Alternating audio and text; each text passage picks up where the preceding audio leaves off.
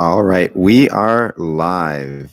Really working that ish in there when I said we'll be starting at 12 brackets ISH. So not quite 12, but almost pretty close. So thank you guys so much for potentially joining us here. I sent out some invites. We will wait and we will see who shows up. And thank you guys as always. Leave a like, leave something in the chat. Let me know you're here and let me know what you want to talk about when it comes to, doesn't just have to be Freemasonry. It can be anything, but Freemasonry as well.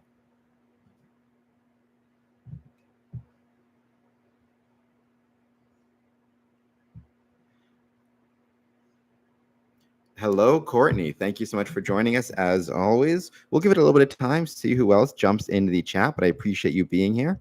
Hope your day is going well. Thank you for some of the pictures that you've sent. I appreciate it. And for the comments, I appreciate that as well.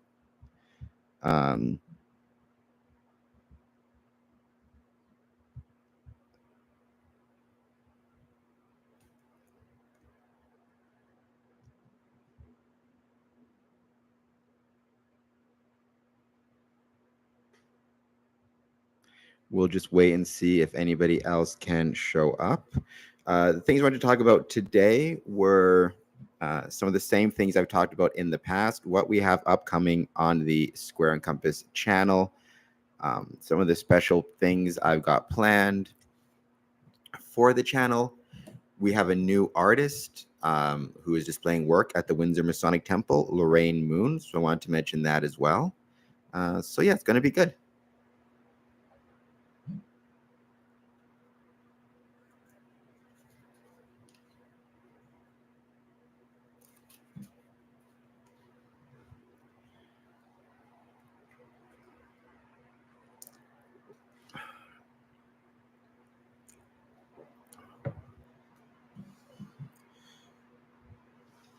Lorraine is actually a really talented artist who has done a lot of work, and I took pictures, and I still got to post this on social media. I haven't done so yet, but you can see it.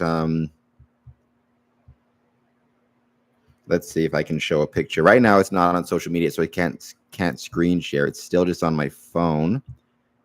But here's some of her work here. If you guys can see, that's at the Windsor Masonic Temple. So, kind of the glare gets in the way, so it's hard to see them well, but I'm going to share them on social media. So if you don't follow us on social media, please do so. That way you'll get to see all the stuff that we share regularly.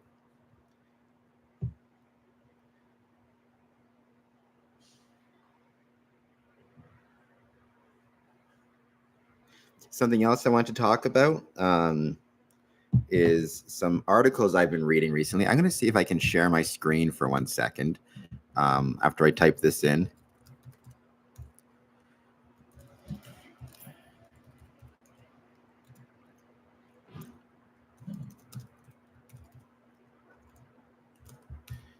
Because I think that this does apply to Freemasonry. All right, we'll do Axios. Oh, no, that's all right. 2 days ago. Here we go. All right, I'm going to share my screen. Now, the reason I'm sharing this, actually, I'm going to pull up the Medium channel as well, or Medium page as well, because it relates to the story I wrote in Medium a little while ago about kind of this same idea, or more how these ideas or concerns actually start to affect Masonic membership or present Masonic challenges.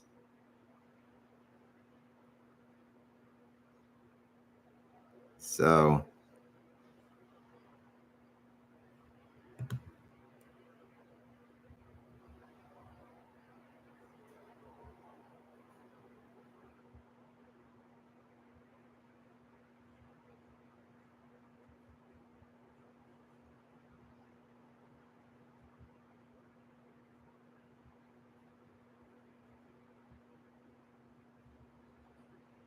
just pulling it up right now. So sorry, bear with me for here it is. Masonic membership challenges reflected in 2023 Wall Street Journal poll. So this is a poll that we're going to be discussing from 2024, but the actual, it plays off of a poll that we had in 2023 as well. So I think what's interesting about that is how you've got kind of a combination of issues playing on each other. Yeah, go ahead. Ask any questions you want. We'd be happy to. Please ask questions. I'm going to be sharing the screen now, but you can still ask questions galore. But let's start by sharing the screen, and I'll see your questions. So this is the most recent poll. Oh, no. This is America, but that doesn't mean that Canada or almost any other themselves apply. The survey, which reached 1,502 adults, asked whether the American dream is still attainable, just determination and initiative within reach. And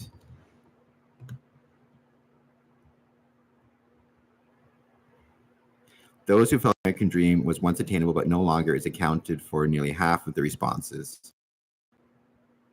The share of respondents who say the American dream has never been attainable is down slightly from 18% in 2023 to 17% in 2024.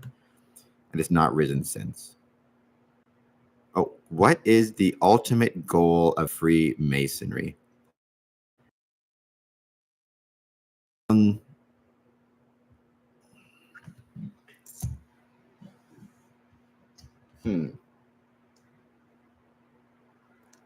By the way, if anybody else is in the chat and wants to take a stab at that question too, please go ahead. I don't think there is an ultimate goal to Freemasonry. I think that the goal of Freemasonry is going to change depending on the time, the place, the people. So, you know, like Masons have a kind of a responsibility to try to figure out for themselves what they want the craft to be, and then to try, if they can, to turn it in that direction as best as they can. So, I mean, an example of this would be, like, I'm trying to think of how to say this. So, like, if you wanted to argue, okay, here's how I'll put it. You could argue that the ultimate goal of fraternity is the same as the ultimate goal of any fraternity, which is to create shared experiences or bonds through shared experiences. So by being a Freemason, I'm creating bonds with others in my community and around the world because we all have shared experiences. So that's kind of the overall ultimate goal. But then within that, everybody has different goals. So some join the craft because they want to engage in more charitable work. Some join the craft because they want to engage in more fellowship and friendship, or even make friends. Some join Freemasonry because they are searching for a purpose of some sort in life. And then lodges themselves can have different goals. Some lodges are more fellowship oriented, some are more ritual oriented, some are more charitably orientated. And all of those are equally valid and equally valuable. I really do believe that. So to me, the goal has to be lodge by lodge. And there is no ultimate goal per se, if that makes any sense. So my hope, Courtney, is that you yourself will be able to find your ultimate goal as you join and as you go through the chairs. But I hate to say it because there really is no ultimate goal, in my opinion. There are some slogans that, you know, the slogan that was really popular for a while was always to make good men better. But I'm not a huge fan of that as a goal. I think as a catchphrase, it makes sense and it kind of works, but it's not the ultimate goal. So that, I hope that answers your question very well. Or I hope that answers your question well. If it doesn't, let me know in the chat and I'll try to answer it again better. So going back to the screen, I was sharing. So the question of is the American dream dying, and poll respondents answering yes, that kind of ties into my Medium article, which I wrote a little while ago, which I'll see if I can share with you guys right now.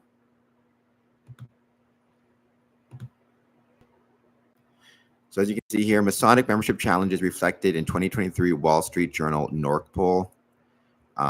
This was from 2023. According to the Wall Street Journal, patriotism, religious faith, having children, other priorities help define the national character. Oh, Carrie K. Hello, how are you? Welcome. By all means, let me know. We're here chatting about Freemasonry. But we're also here to talk about anything else that you want to talk about. So please start in the chat. Let me know. Are you a Freemason? Are you not a Freemason? Do you have questions about Freemasonry? I became a Freemason in 2007. So I've been a Mason for over 15 years. I don't know everything by any means, but I kind of enjoy chatting about it. Having said that, we also chat about other things. So if you want to talk about, we've talked about our favorite movies here and all sorts of fun stuff like that. So by all means, throw some stuff in the chat. In the meantime, though, we're still here talking about. So we had the recent poll saying American Dream is out of reach. Here we have this poll from which I talked about on my Medium channel. Please, by the way, if you don't follow me on Medium, please do so. I'll leave a link in the chat. Question: what else?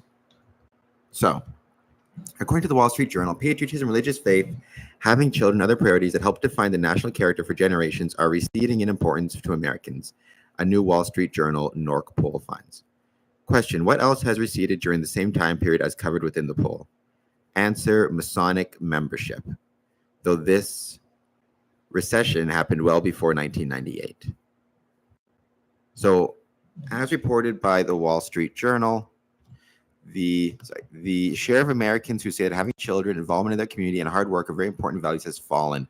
Tolerance for others, deemed very important by 80% of Americans as recently as 4 years ago, has fallen to 58% since then. Emphasis added.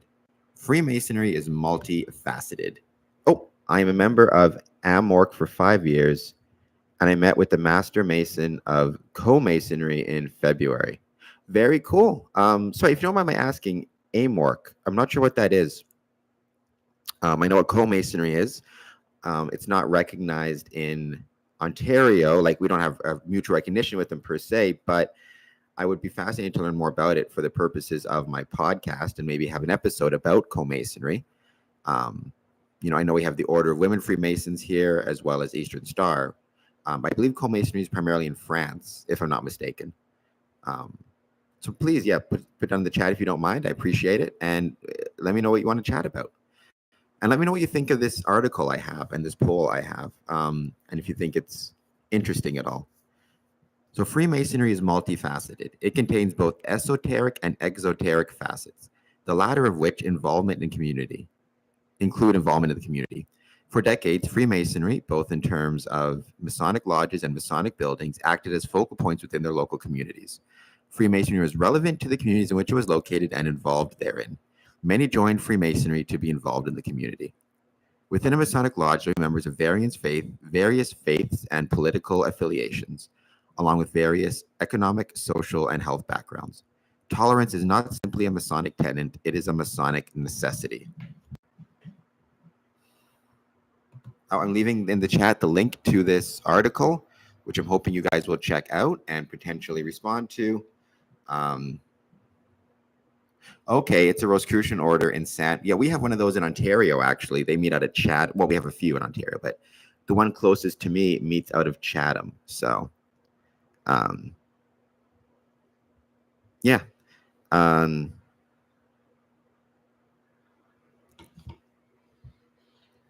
So, going to go back to this one. So, is it surprising that Masonic membership faces challenges as involvement in the community and tolerance for others declines in importance? Another challenge reflected within the poll, the growing importance of money. Per the Wall Street Journal, the only priority the journal tested that has grown in importance in the past quarter century is money, which was cited as very important by 43% in the new survey, up from 31% in 1998. Freemasonry does not provide opportunities for financial growth. Freemasonry does provide the opportunity for community involvement and tolerance for others. As money increases in importance and community involvement and tolerance decreases in importance, the challenge upon Masonic membership is obvious. For long-term Masonic membership, a particular challenge is found within the poll's age breakdown. And by the way, before we go on, Carrie, if you'd be so kind, if you haven't done so, if you could hit the like button and also subscribe to the podcast, I'd really appreciate it. It really helps others find this channel. Per the Wall Street Journal, all age groups, including seniors, attached far less importance to these priorities and values than when pollsters asked how about them. Much appreciated. When pollsters asked them, but younger Americans in particular place low importance on these values. So younger people are placing less importance on community involvement and tolerance for others. The combination of the low importance younger Americans place on the aforementioned values and the declining American life expectancy create an additional membership challenge, a challenge that will grow in the coming decades. The cause of the poll's findings are complex, but also connected to Masonic challenges. Per the Wall Street Journal, a number of events have shaken and in some ways fractured the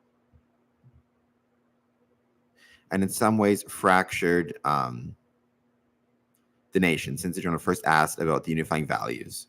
Among them, September 11th, financial crisis, subsequent economic downturn. Online commentators noted similar events and also honed in on the increasing importance of money in people's lives. And I think that this here, thank you, Carrie, again. I think this here is really, really important. This idea, this quote. It was easy to be patriotic in 1998. You could buy a house. You could basically sustain a family of 4 on a single income. Who cares about money? You actually become rich. You're actually becoming rich or richer by participating in general society. One way to participate in general society, Freemasonry. The rise of the importance of money is about how much you do actually have to care about money today just to get by. Whereas in the past, it's not something that would have been very important to you. We already know that the main hindrance to people getting married today is money. I would say the main hindrance to people joining Freemasonry, or not joining, but being active in Freemasonry, is also money. People need to work. People are having less children than they want to, and the main reason they cite is that it's too expensive. The reality of even buying a house or any of these foundational things is so out of reach that money has to be more important. And that means money has to be more important than, for example, attending lodge, because you got to go to work. If men do not feel economically comfortable, and if men are not able to buy a home, retain a family later in life, will they be particularly inclined to participate within their community or become members of organizations such as Freemasonry? I would say no. And that's what I tried to get at in this Medium article, which again, please click on the link I put in the chat and then follow me on Medium if you can. We have many articles like this, and I enjoy all of them. And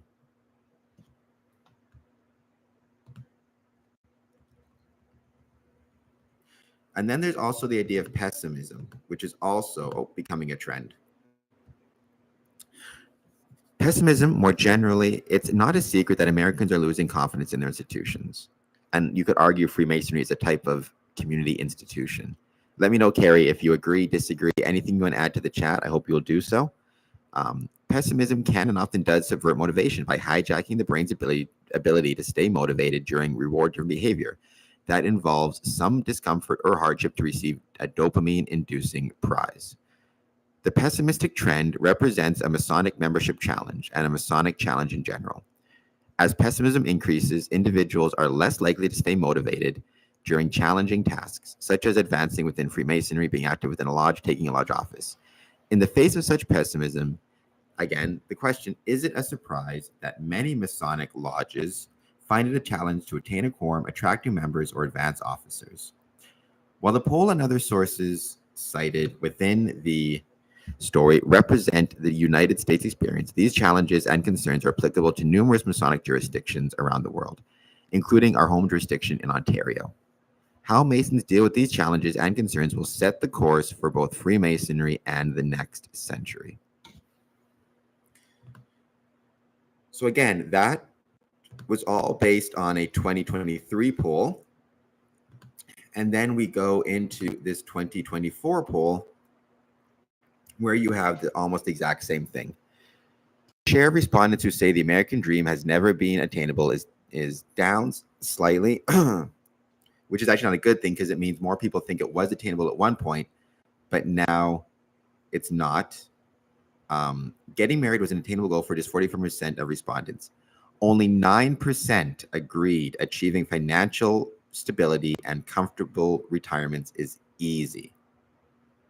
So that means that 80 or 91% of Americans think that attaining a comfortable retirement and a financial security is not easy. And if they don't view that as easy, are they likely to expend resources of time and even money in some cases, lodge dues, but especially time on joining Freemasonry? I would suggest probably not.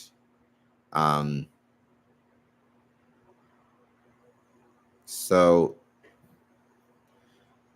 yeah, I think by all means, Carrie, let me know if what you're thinking. If you have any ideas of that or anything else that you want to talk about, but I think that that's worth. So I want to do an update on that previous article that I wrote, talking again about how this new poll just adds to the issues in the old poll. Where, again, more and more people are still finding the American dream out of reach, financial security out of reach, financial stability out of reach, increasing in pessimism. And if you find all of that to be the case, are you likely to want to put in the time and effort necessary for Freemasonry? I would suggest possibly not, or almost certainly not. So, and I think that goes again to what are the problems that we're dealing with and how can we potentially resolve them. I don't know if the Rosicrucian order is having the same problems. If they are, let me know.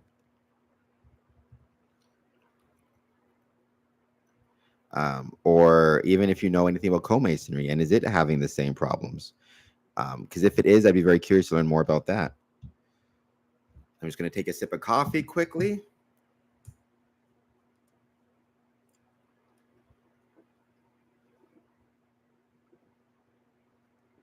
Cappuccino, actually. Thank you, Casino. I think it may be hard for some, Carrie. I agree. I mean, can you expand on that? Do you mean hard for some in terms of financial? Do you mean hard for some in terms of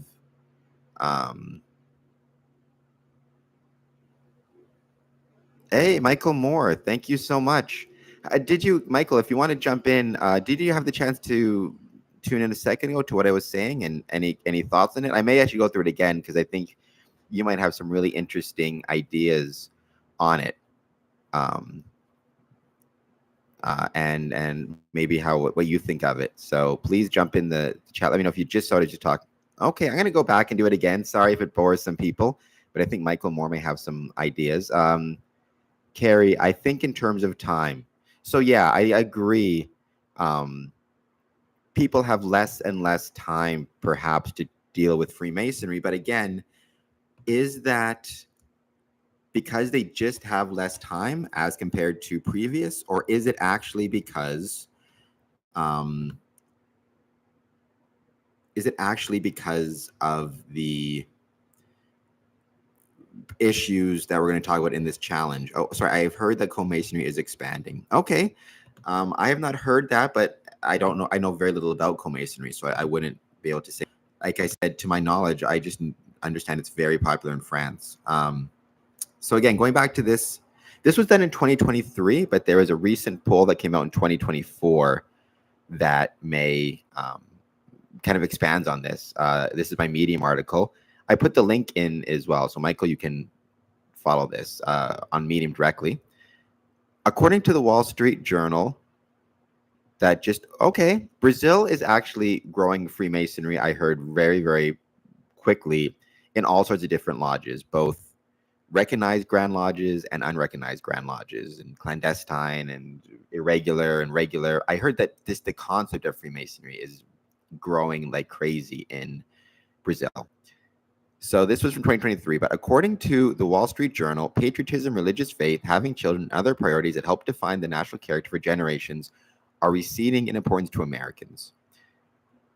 What else receded during the same time period as covered within the poll, 98 to 2023? Masonic membership, though it began well before 1998. As reported in the Wall Street Journal, the share of Americans who say that having children, involvement in their community, and hard work are very important values has fallen. Tolerance for others, deemed very important by 80% of Americans as recently as 4 years ago, has fallen to 58% since then. Freemasonry is multifaceted. It contains both esoteric and exoteric facets, the latter of which include involvement in the community.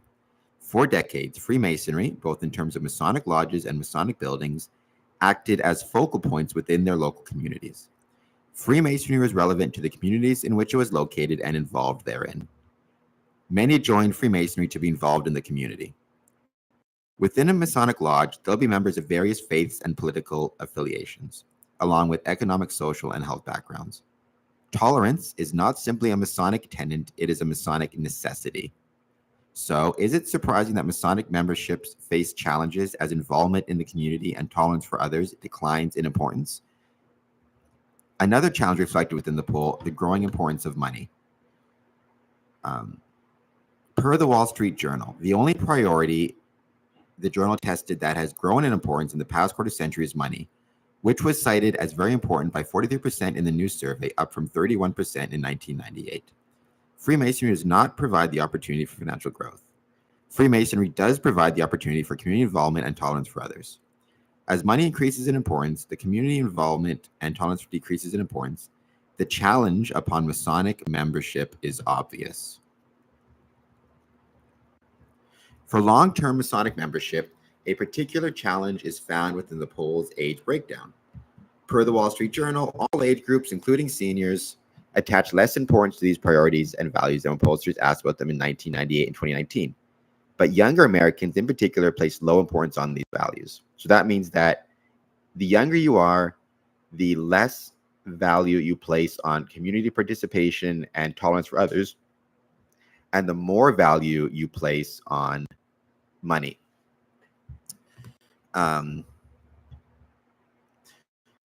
Right? They talk about the different reasons for these declining values, but then I think that this quote is really key. It was easy. This was off from a podcast YouTube news channel talking about this. It was easy to be patriotic in 1998.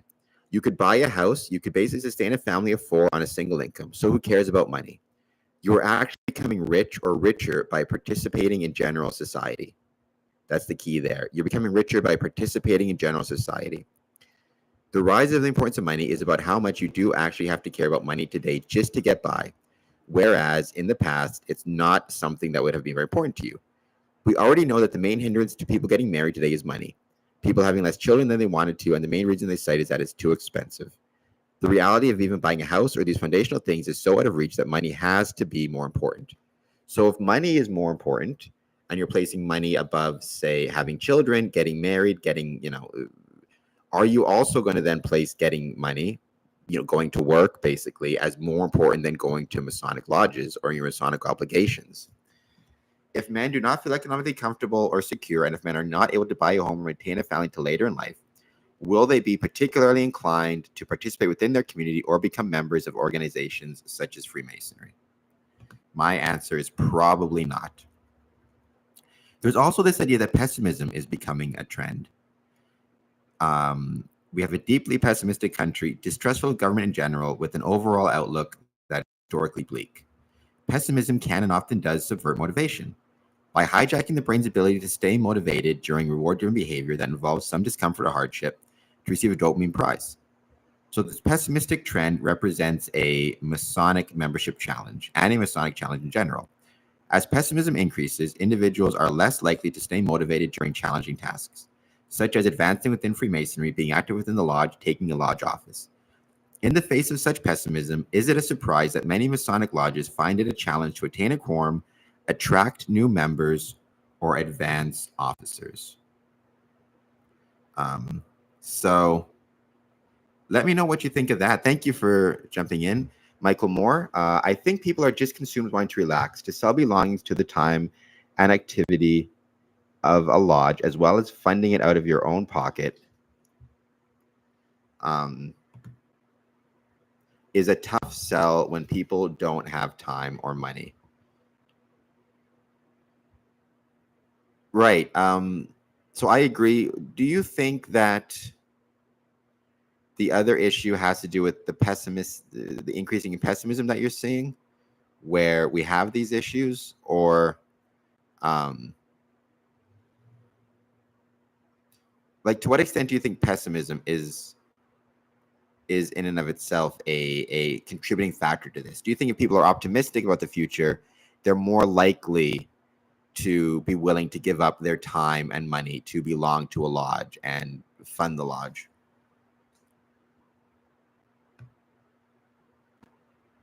Because in my experience, pessimism is actually maybe one of the biggest killers for almost anything in life. I found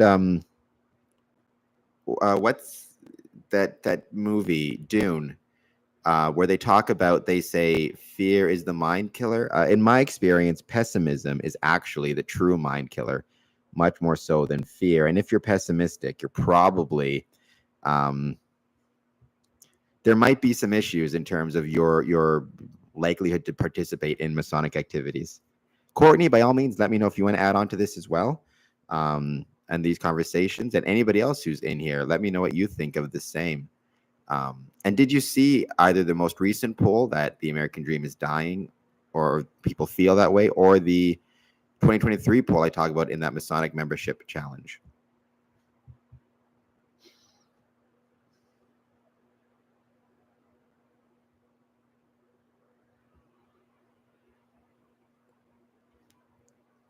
And in the meantime, do you think, are you following me on Medium? That's something else I've been wanting to ask people.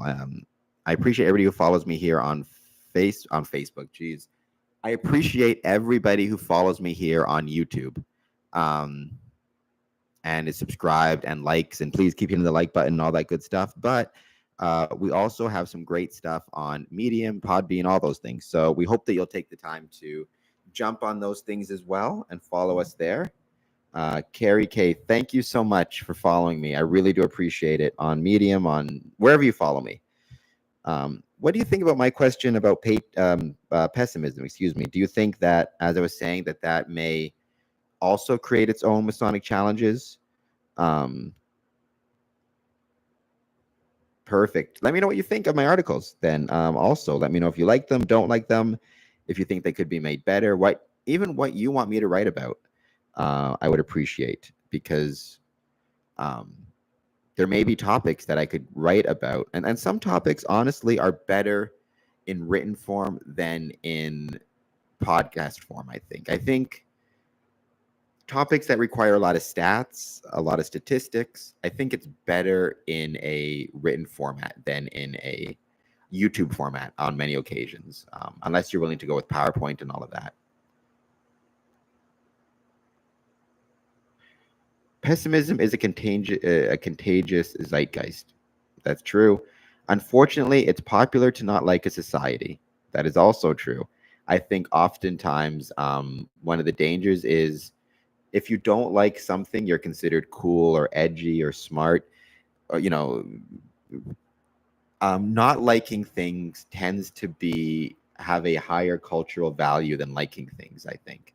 One of my favorite examples of this is one of my least favorite movies, for this very reason, was Office Space. I do not like the movie Office Space. And one reason I don't like it is I don't like the too school for cool attitude that some of the main characters have, right? There's that scene in the restaurant where that one waiter is wearing like extra flair on his uniform, and Jennifer Aniston is doing the bare minimum, and she's saying that you know like I don't have to do more than the minimum, and the character who's wearing more flair and caring more and doing more and all that stuff is like kind of treated as uncool or whatever it is. But there's nothing wrong with wanting to do more and wanting to be part of your community and wanting to be the best employee, and I think that's good, and I think that pessimism like that is not helpful. I think it just kind of creates a race to the bottom. So that's my opinion on that. This is Thank you, Courtney, for that. Let's turn to what Michael Moore says in the second part. It is popular to think that the benevolent organizations must be evil, or at least so. That's an outsider's perspective, in the sense of like a non-Mason may have those thoughts and think the benevolent. But I'm more interested in the idea of pessimism within a lodge. This idea of like, if you're a Mason and you're pessimistic, and not even pessimistic about the lodge, you're just pessimistic about the direction society is going in general, are you more or less likely to what's the word? Are you more or less likely to want to be active and participate? If you're pessimistic about your finances, if you're pessimistic about your job, if you're pessimistic about your marriage, are you going to then want to turn around and take part in lodge activities and go the extra mile and sacrifice and whatever it is? My suspicion is you will not. Or you're pessimistic about your neighbors or whatever it is. So I think pessimism within the lodge is kind of the danger. Carrie, Michael, let me know if you agree with that, or maybe you have some different ideas on that.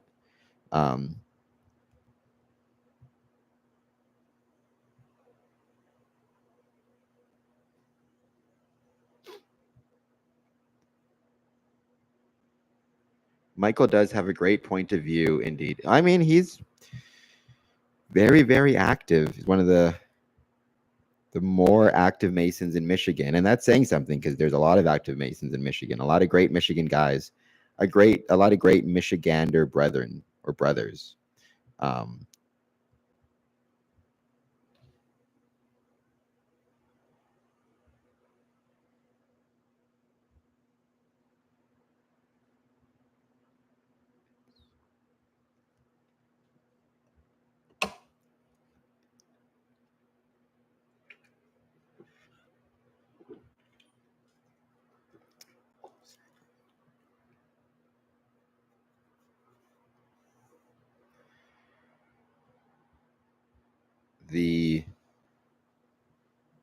I know. So Carrie K, in terms of, I don't know if you have anything to mention on the pessimism front as well, but I'd love to hear your thoughts on it. So I appreciate you following me on Medium and having an account there as well. The last article I wrote on Medium, I really enjoyed as well. It was, if I could pull it up. I think the guys who make it to joining a lodge are already at the point of optimism. You're on the fence or never would join, or never would be joiners are over. Oh, you're on the fence or never would be joiners are overwhelmed with social pessimism. Yeah, that does make sense to me as well. Though I do wonder if kind of over time it can grind on you, right? I've known a lot of guys who join and are super into it. I'm sure Michael Moore, you know it as well. I'm sure a lot of guys have joined and they seem very optimistic and excited about the process and excited about being a Mason.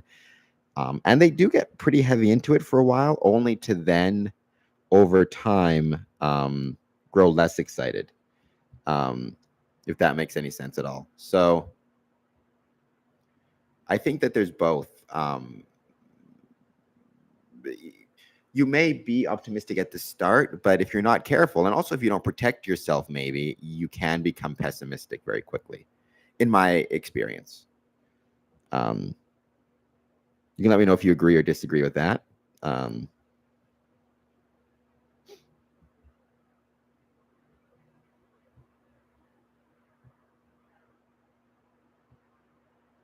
Yeah, my most recent article, which I wrote on Medium, which I really enjoyed, was, I'm just going to pull it up here on my phone because I want to talk about it a little bit. Oh, unreasonable Freemasonry. Actually, I've talked about that one a lot. Masonic essentials, internal and external. That's what I do want to talk about. So I just talk about some things that I consider to be Masonic essentials, things that you need to bring with you into lodge. This actually goes on to what we were just talking about. So there's external things, so things that you need to bring with you, like that aren't part of you, and then there's attitudinal things, things that are you need to bring with you in terms of your attitude. But external, first thing is dress. What is your lodge dress code? Courtney, this might help you out as well as you join. What is your dress code in lodge, and do you need to keep that in mind?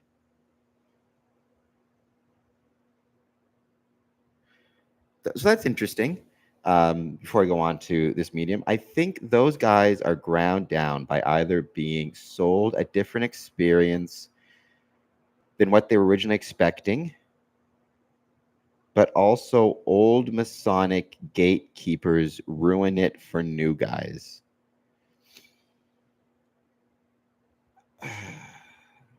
I wonder about that. So both of those things are issues.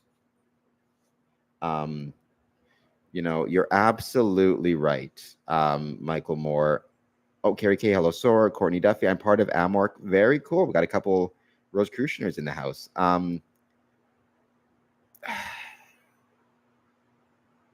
So with the first one, so being sold a different experience than what you're originally expecting.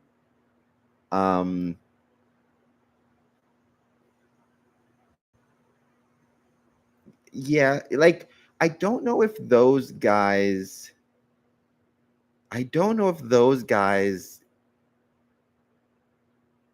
I don't think that's a pessimism issue per se, because I find that those guys, they don't really stick around. They're usually in for a couple meetings at the most, and then they kind of walk away. It's rare that they, like, I don't think that's a pessimism thing. The pessimism I'm talking about are guys who more are around for sometimes a couple years and then find themselves going. The sold a different experience, I think that's more of a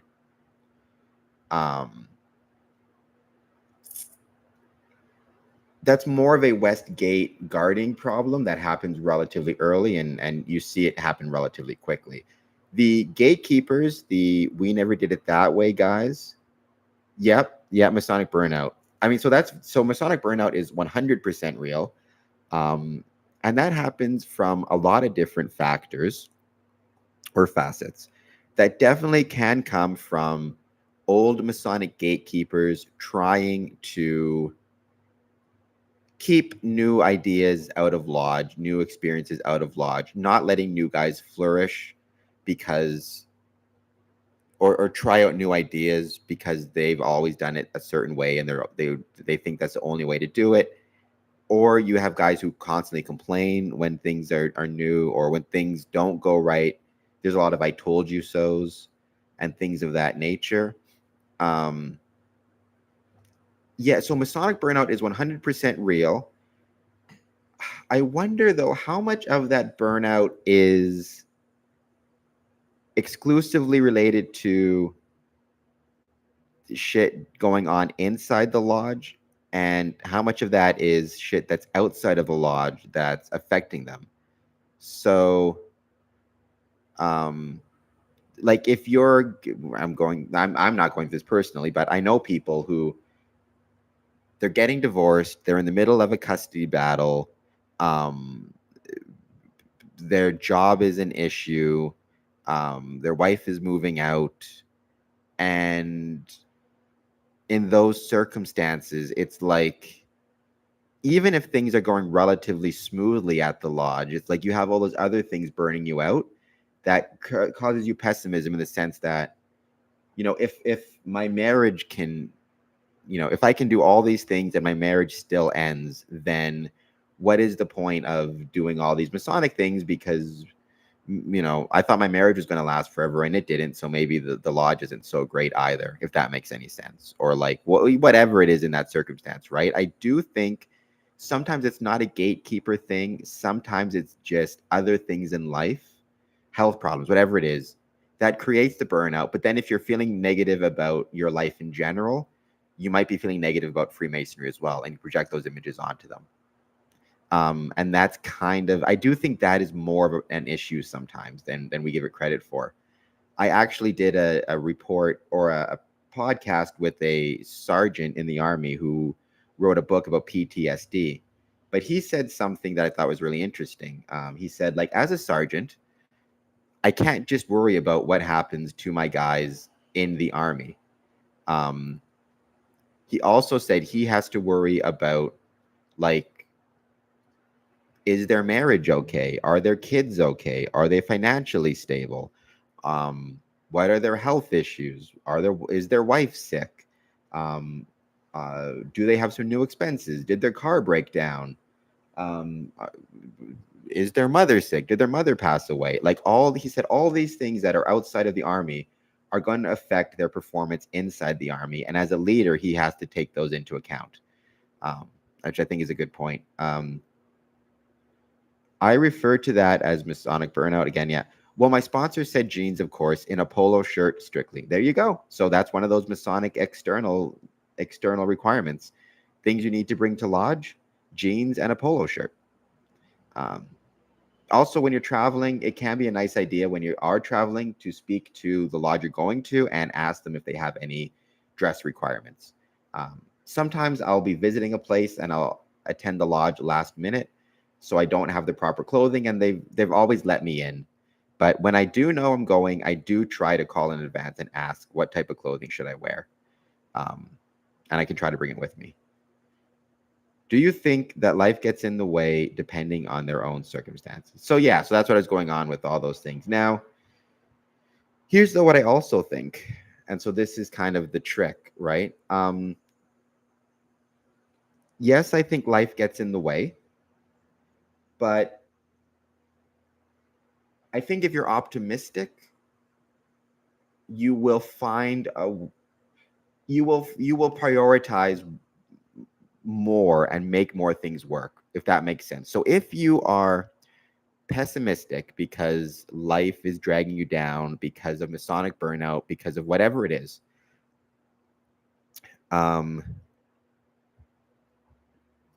you are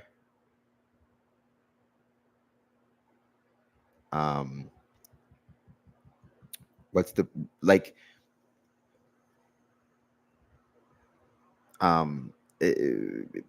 so do you think life gets in the way? Like, okay, so if you are pessimistic and ground down and tired and exhausted and miserable and all those things, then even if you technically have time to go to lodge, you're going to be so tired or cranky or whatever it is, you're just not going to go to lodge, or you'll feel like you don't have the time to go to lodge, even though you probably do.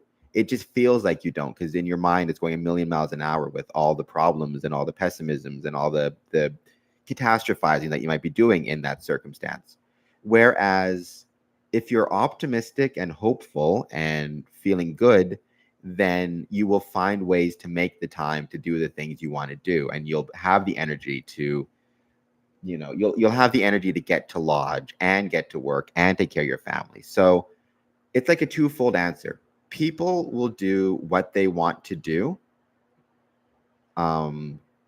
regardless of life circumstances. They'll find a way to do what they want to do, but them finding a way is dependent on how optimistic and hopeful they are. And if they don't have that optimism and hopeful, they're going to find themselves having less and less time to do things, or feeling like they have less and less time to do things, if that makes any sense. Michael Moore: khaki and lodge polo, suit and tie for certain meetings, and tux for degrees. I just jumped to kilt and Argyle or Prince Charles. So there you go. So that's his lodges. So again, if I was traveling to Michigan, I knew I was going to visit Michael's lodge. I'd never been there before. I might ask in advance, what is the dress code, and try to make sure I bring those with me when I can. But so that's another example of Masonic essentials, is having the proper dress. Aprons, again, that's something you're going to need. For brand new guys, the lodge usually provides an apron, especially the entered apprentice level. But then as you go up, you may have to purchase your own. Certainly when you become a master mason. Now, some lodges, as part of your fees when you join, they purchase the apron for you. Most lodges do that, but I have heard of lodges where it's expected that you actually buy your own apron, and they just give you like a loaner one for the degree. But having one of those with you is very important as well. Obviously, that's another requirement. Your jewels, that is potentially a Masonic essential, especially depending on your rank. There are certain things you have to wear as a DDGM, District Deputy Grand Master. There are certain things you don't have to wear, but should wear.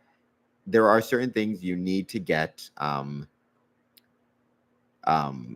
You don't need to, but you really should get insured. For example, all of my Masonic jewels and items, I have a separate line in my personal property insurance, like my insurance for my place. I have a line listing all of my Masonic items separately with separate values. So if anything happens to them in particular, like I lose my Masonic ring, my Masonic jewels, my Masonic coins, whatever it is, they're valued separately and they're in the rider separate.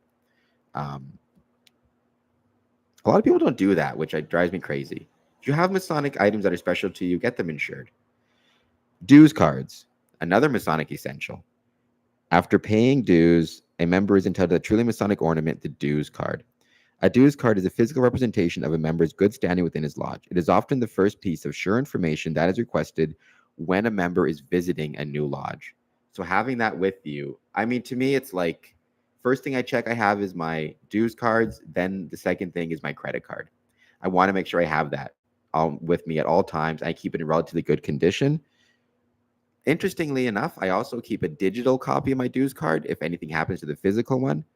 And another note, expired dues cards make great Masonic mementos and look great in a photo album. I've got all my old dues cards saved in a photo album, and it's a really fun thing to look through in the past. Another essential, Courtney, this might help you out as well, but and also Michael Moore, Carrie K, let me know if I've missed anything or if there's anything you can think of that you consider an essential. A pen or notepad or electronic equivalent. Having something to take notes in can be really helpful. Maybe you have an idea. Maybe you're in lodge and an idea pops in your head of something you'd like to try for your next meeting. If you don't write it down, you might forget it, or something gets you interested, or whatever it might be. That might also create interest in the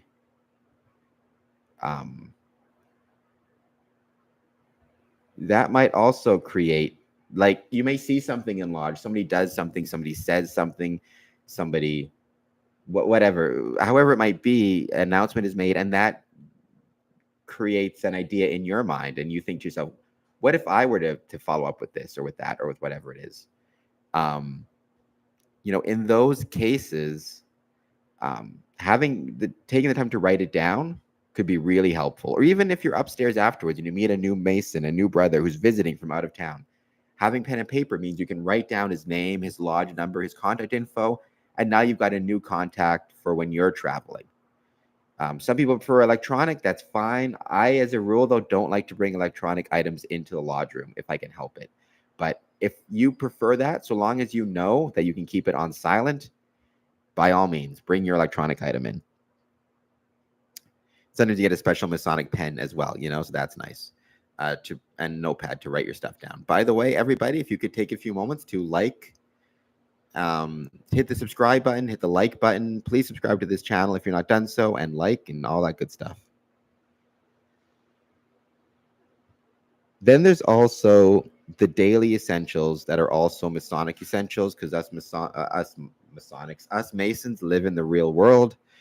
So when you're traveling to your out of country, or if I'm traveling to the States for a Masonic event, I need all my travel documents. I need my passport. My passport is essential. travel insurance is essential or should be essential. What if I get injured, you know? So you know, driver's license, if you're going to drive there, right?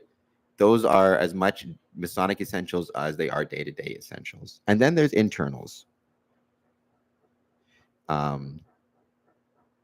Right? Internal qualities that you should bring with you to lodge. This is just my opinion, humble old me. An open mind, right? Every lodge experience is different. Some meetings can be more enjoyable than others. Some ideas might seem good, might seem bad. Keep an open mind. Patience. Some lodges meetings will focus on administrative tasks such as reading of minutes, paying bills, building upkeep and maintenance, otherwise known as boring stuff. While they may be boring, these tasks are nonetheless essential to the well-functioning of a Masonic lodge or body. Being patient and paying attention to these tasks are vitally important parts of members' Masonic education, and will also pay dividends if when that member takes on a leadership role in the lodge. Charity.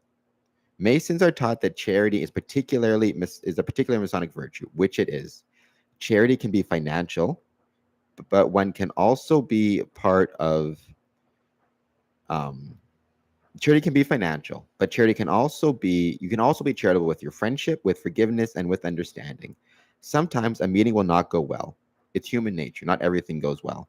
In such cases, this author considers the importance of being charitable towards the lodge by understanding people can mess up and returning to the lodge again. Ideas. Do you have ideas as to what you'd like to see in your lodge? Maybe you wrote an idea down that is essential in that essential notepad we discussed. Bring it to your lodge. If you think it's a good idea, others might too. Last one, a positive attitude. A positive attitude is essential in life, but is also essential in a Masonic meeting. Make sure to bring yours. So there you go.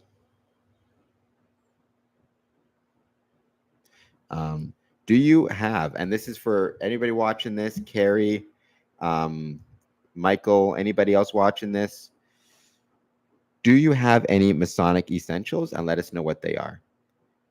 I have my grandmother's Order of Eastern Star, OES, not EOS, from the 1950s.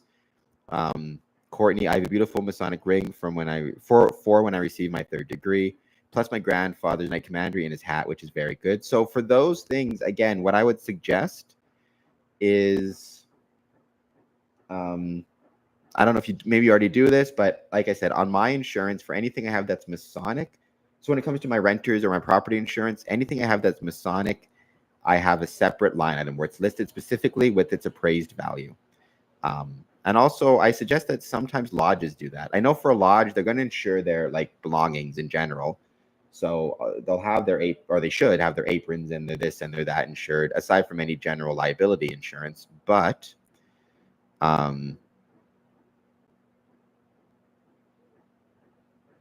that doesn't mean that there's not other things that we can't.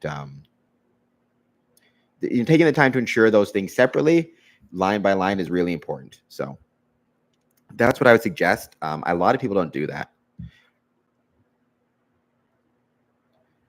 Well, I'm Rosicrucian, but to me, Freemasonry and Amorc has.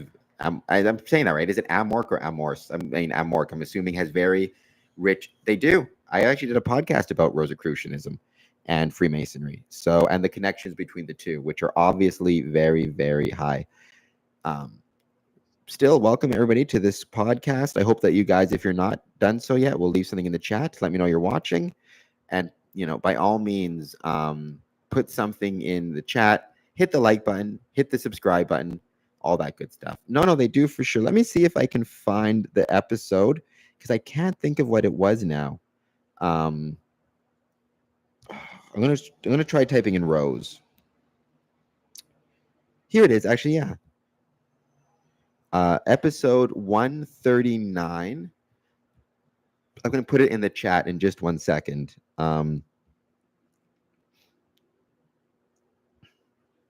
Episode 139, Worshipful Brother Robert Gordon.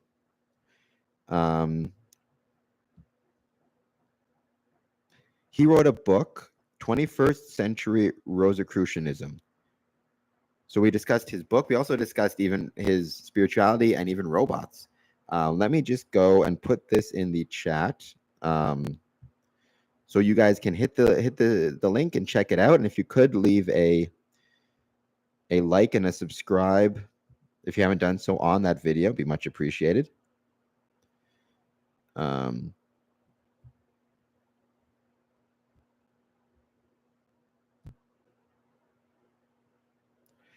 just trying to get into the live chat. Give me a couple more minutes.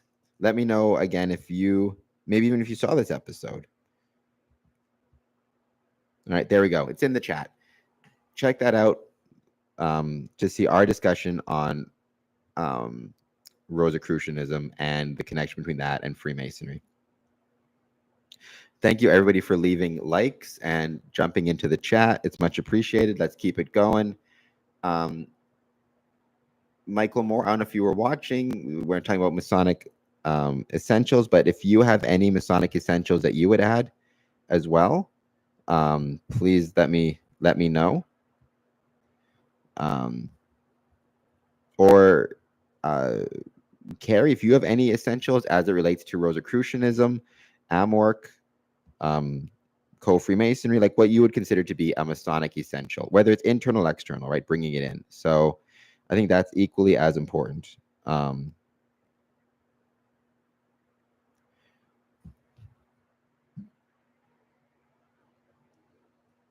And Carrie, if you do ever, end up clicking on that link and checking out our discussion, if you want to afterwards leave a comment on the video, letting me know what you thought of it. And if you have any suggestions even for maybe ways to make it better, that would be great as well. And would be much appreciated. There's a lot of exciting things happening here in Windsor with professional wrestling, with Freemasonry, with I have it up and we'll look at it. Thank you so much. Hit the like button, hit the subscribe button, etc., etc. That would be much appreciated. God, it's been, honestly, I forget so much of that episode because it's been so long. But if I recall correctly, that he was a Mason as well. He was from Italy. He was suggested by a British person that we've had on the podcast. I know I got to think about who that was. Guy, if I recall correctly, because let's see. I'm just generally curious now. I'm going back through my catalog. I've done a lot of episodes. I don't know if you guys have any favorites, but if you do, please let me know. The Consolation of Philosophy. Boethius? Boethius? How do you pronounce that? I'm going to go with Boethius. Or I'm going to go with Boethius, actually. That sounds like what it would be to me.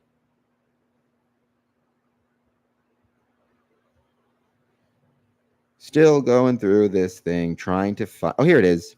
Brother Martin Fox of Lewis Masonic. Boetis. Okay.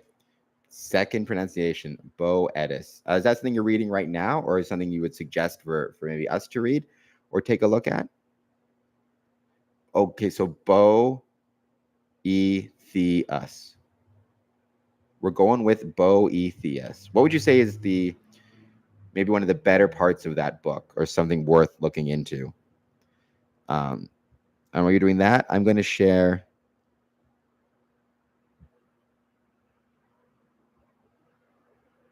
this one as well in the chat. It's a episode with Martin Fox, who recommended the Rosicrucians to me. So that might be worth clicking on as well.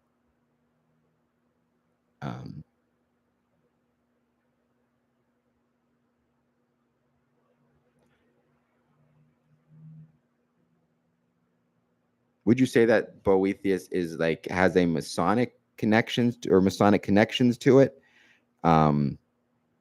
Potentially. Oh, my dad, it looks like he jumped onto an old one. He just said, hello, I am late, but just finished exercising. Well, good. I'm glad that you're exercising. I'd like to do more exercises in Masonic lodges, actually. I've always thought there's room for a Masonic meeting to include like maybe yoga at the start or at the finish, or stretching or meditation, guided meditation, or something to that effect. I always thought that'd be a lot of fun. Billy Ray Cyrus is a master Mason. I did not know that. Very cool. I remember when every single person out there seemed hell-bent on listening to Achy Breaky Heart. And I remember when that song, all the people in here are my age. Remember when that song was played on here like a million times? You'd lose your mind. Carrie, by all means, come right back. I know you guys can come and go as you like. That's the fun part about these things.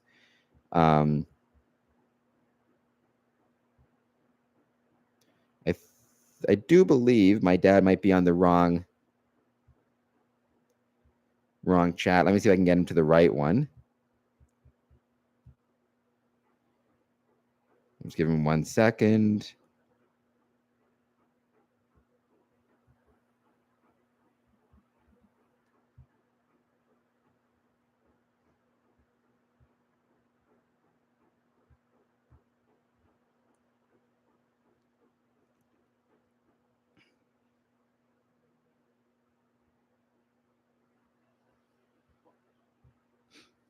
All right.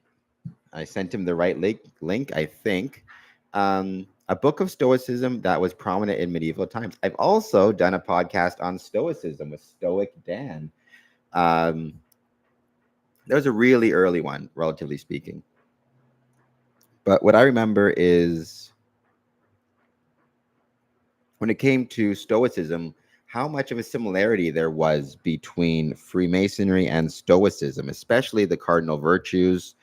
In a lodge, the kind of some of the basic tenets, the emphasis placed on things like temperance, all of that stuff was an important part of Freemasonry. And so as a result, I think all of that stuff became a really important part of, or all that stuff, Freemasons took those ideas and brought them into the lodge, which I think was a really good thing. I can tell you this, Stoicism is not always an easy thing for me to have.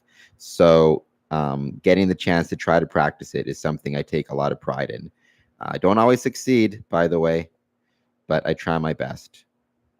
Okay. I love yoga. All right, cool. So Courtney, do you think that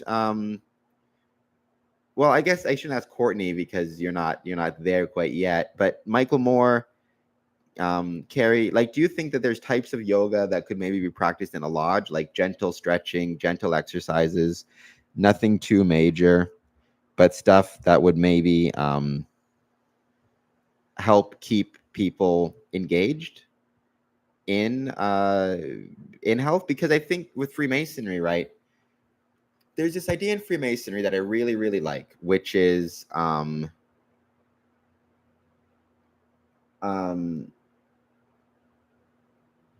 it's in the First Degree Final Charge Ontario. The idea that you're responsible for maintaining yourself physically and mentally as best as you can. So trying to be as healthy as you can, because the healthier you are, the better able you will be to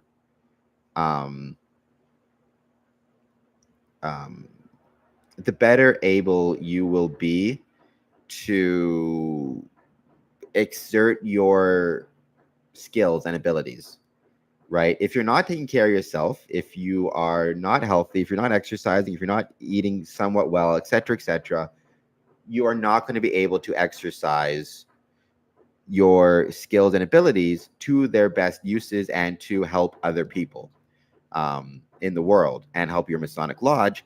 And so I think that's also true of Freemasonry. Like, we should be trying to take care of ourselves so we can contribute as much as possible to the whole world and our lodges and our communities and our families. And so taking the time to do exercises, I think, is a good thing. And I suspect, Carrie, if you want to maybe mention, do you think maybe it'd be possible to do yoga or stretching in lodge?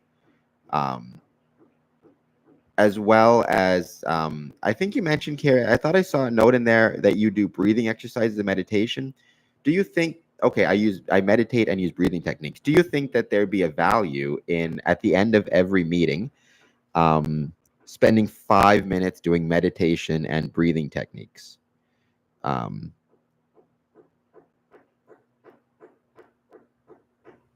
Right. I suspect there is, and I think you could, you would need somebody who knows how to do it though. That's where the trick comes in, right?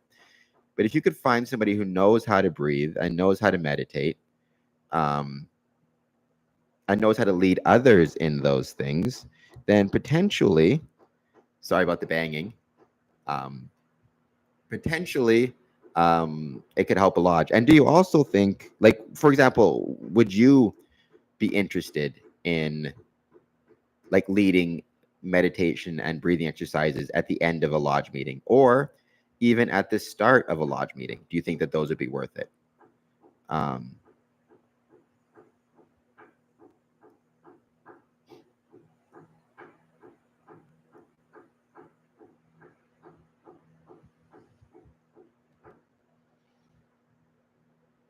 Because my suspicion is it's not just doing it; it's having the right person to lead it to do it. If that makes it, if that makes any sense at all. If that makes any sense at all.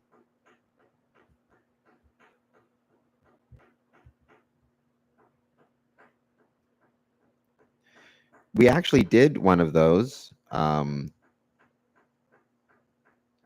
One of a guided meditation during a virtual meeting that we had during the pandemic, which was a lot of fun. So that's another opportunity to do that again, and I think would be really special. Maybe even try it here one day. See if we can do it on this podcast, you know?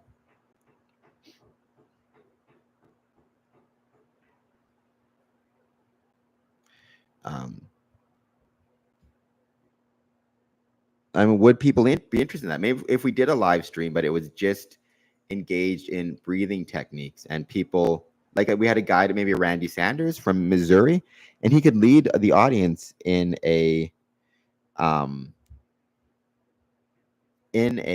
guided meditation, which I think could be really special and really fun.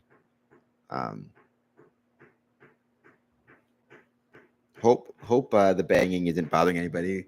I don't know what's going on upstairs, but somebody's banging away. But we'll keep talking for as long as we have people still joining us. And also, so Kara, you say you think that's very beneficial. How strenuous do you think it could be? Like, do you think you could have? I guess you need to have it for all abilities, right? I was going to say to have yoga, but have that yoga be, I mean, it doesn't have to be hot yoga, but maybe be a little bit more active, or do you think you could try to engage everybody in different ways with it, you know?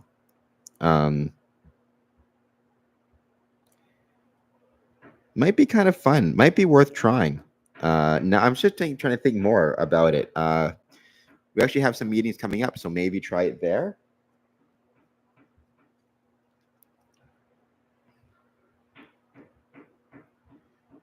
It'd definitely be worth giving it a shot.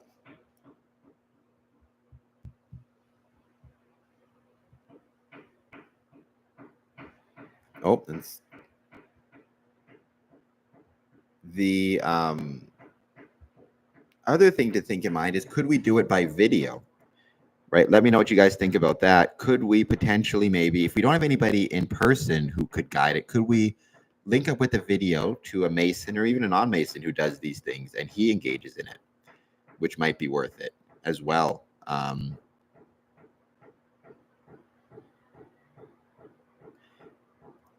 Yeah, I'm just still thinking about that. So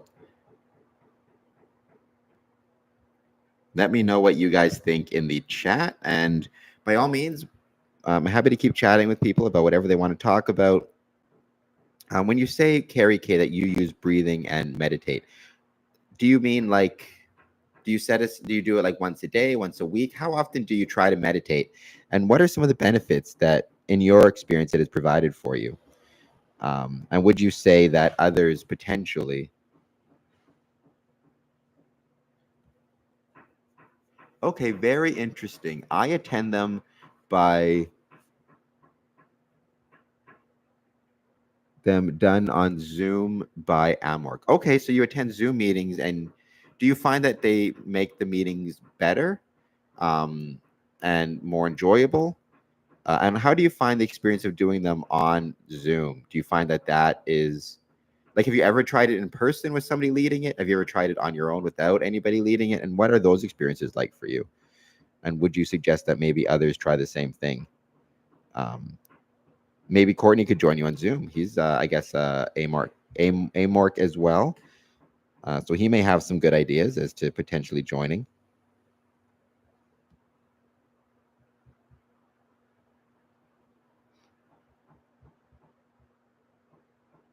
We were talking about that, or if I could get that in the chat. I'm going to also, because we had Stoicism be brought up, so I'm going to, if I could, leave a link in the chat for a Stoic Dan, who is somebody else I had on the podcast once and really enjoyed.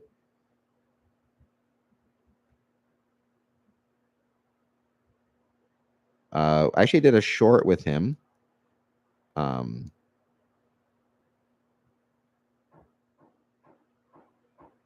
going to share maybe the short in the chat.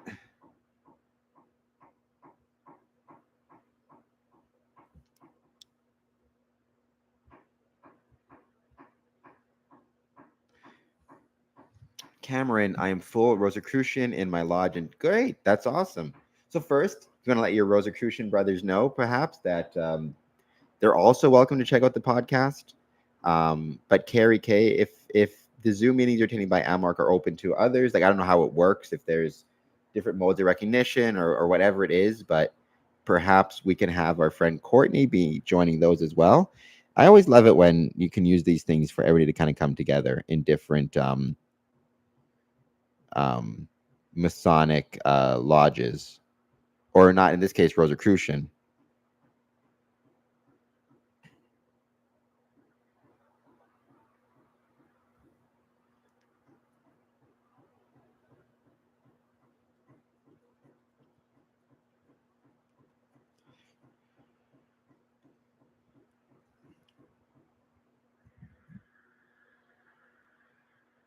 Just trying to see if we have any. I can't tell. All right, so the other thing I would be curious about, and again, if anybody can jump in the chat and let me know. Oh,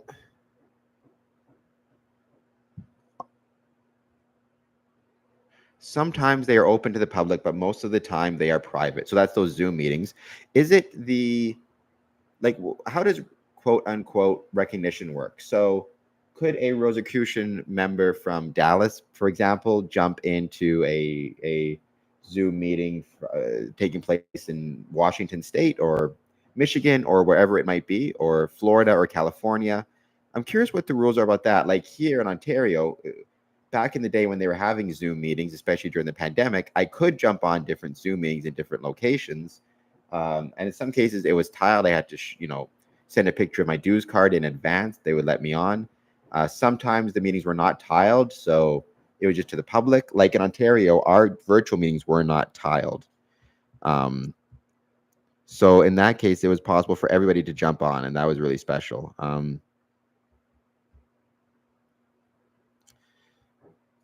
So yeah, so let me know in the chat how that works, how recognition works with AMORC and with the Rosicrucians. I'm very curious.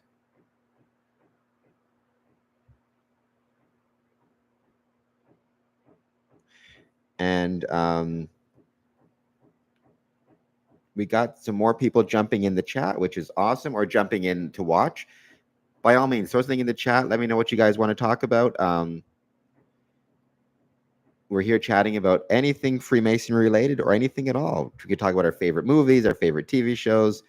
We've been talking a lot about the paranormal over the last several weeks because we had a good friend of mine on who does paranormal investigations, which was a lot of fun. He actually did 2 paranormal investigations at the Windsor Masonic Temple.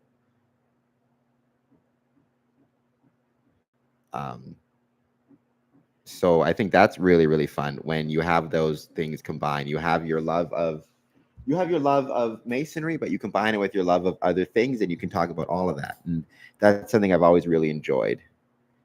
Yes, indeed. Here's the thing, Cam. I love Freemasonry. I mean, I think that's fine. I say my expression has always been there's plenty of sand in the sandbox. Right? So what that means is there is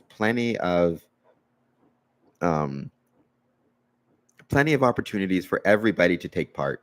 And if you want to be part of Rosicrucian and you want to be part of Freemasonry, great. More the merrier. I would say though, be careful that you don't burn yourself out. We talked about Masonic burnout above. If you're part of so many organizations and so many groups that you're always exhausted or you're always on the go, that can lead to some problems down the line. So what you want to do is make sure that as much as possible,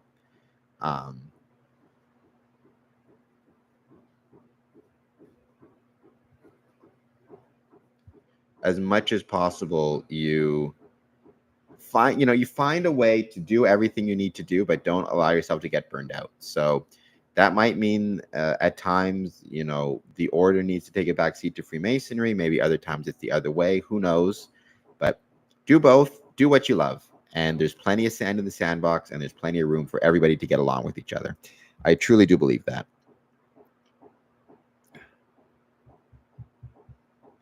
Yes, as long as they have the statement card. Okay, so I guess that means if you have the statement card, you can take part in a virtual meeting anywhere in the world, which is great. So maybe you two can connect afterwards. We got some more people jumping on. Please put some stuff in the chat. Let me know what you want to talk about. I'm also going to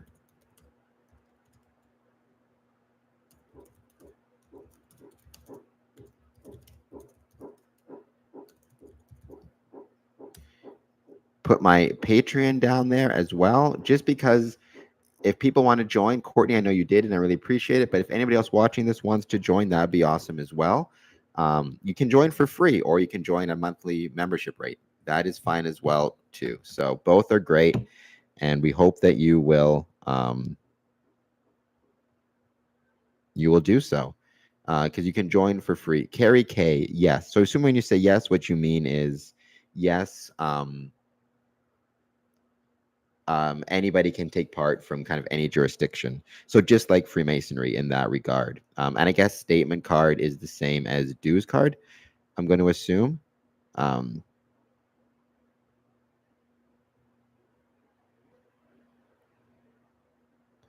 Because, like I said, I've never heard the phrase statement card before, but it sounds to me like it's the same as a dues card. Let me know if I'm incorrect, or Carrie K if I'm correct, and what you're talking about is equivalent to a dues card.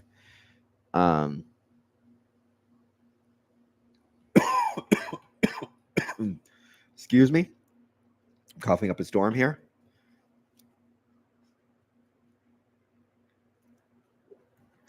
And just a curiosity, who issues your statement card? Do you get it from your chapter, from your lodge? Yes, very much so true. Okay, so there you go. Very much so true.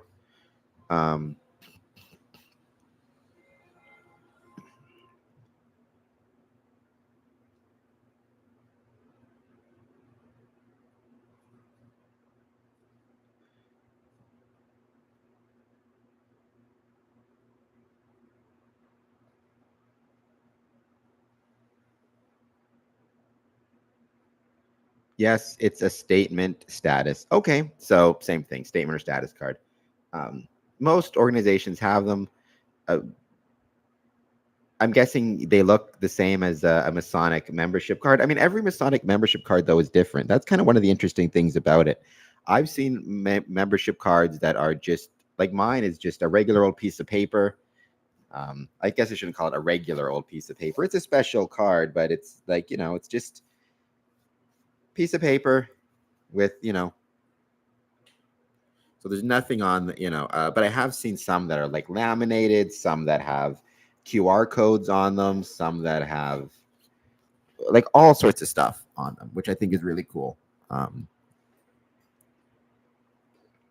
So some have your master's signature, some have your secretary's signature, some have both on them. So I think that's really cool as well. The different types of dues cards that are present that you have. So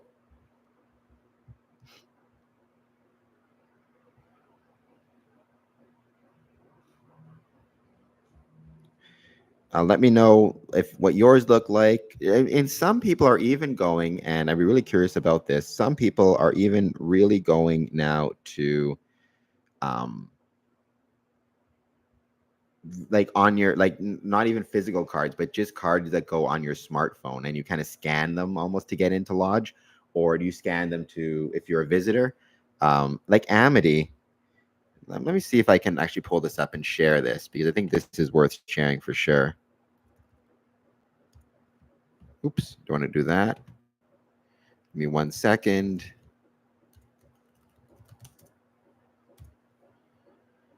And also, speaking of people I've had on the podcast, I had Amity on the podcast. Oops, wrong one, not Amite. Da, da, da, da, da.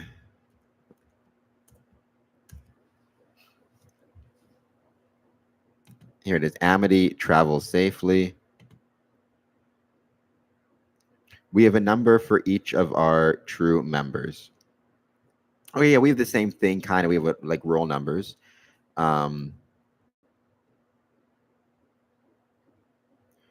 This is Amity, travel safely. This is it's something that is endorsed by numerous Grand Lodges, including mine, and you can basically put your Grand Lodge on there, as well as your lodge meetings, and you kind of can create a virtual dues card where you can travel with it, and it confirms your membership status in different Grand Lodge jurisdictions. And so this has kind of become right. So verifying your visitors. Confirm that your visitor is in good standing in real time with 100 plus Grand Lodges and appendant bodies around the world. So what you can do is you can ensure that through a barcode that, Amity already will confirm your membership status, and then you just have a barcode that can be scanned. And if that lodge has Amity, then it's like a dues card, if I'm making any sense at all. Let me know if I am or if I'm not. But if you do get the chance and you're a Mason, I would strongly recommend you check out Amity or use Amity. Michael Moore, I don't know if you use Amity yourself, or if you know anybody who does, or if your lodge does. But it is a great, it is a great Masonic resource. There are so many Masonic resources out there. I wish that there was sometimes more that were in use personally, or more people were using them than what we see regularly. Let me know if there are any Masonic resources that you guys know of that we aren't using. Ours must have barcode. Okay, so that's another interesting difference between Rosicrucian and Freemasonry, is that in Ontario, anyways, we don't need a barcode. But again, other jurisdictions have different requirements. Some have their picture on them, some have barcodes. It's every jurisdiction has different, and not even every jurisdiction, honestly, it goes down to every lodge. Like, there are some requirements, which I believe are specified in the Constitution, that every dues card must have. But, I'm a member of 3 lodges. All 3 meet at the same location, the Windsor Masonic Temple, but all 3 have completely different, right? All 3 have completely different sizes, not shapes, but completely different sizes, different font, different look, different wording here and there. And so I think that that's kind of cool as well. The fact that you have these things that are so different between the different lodges.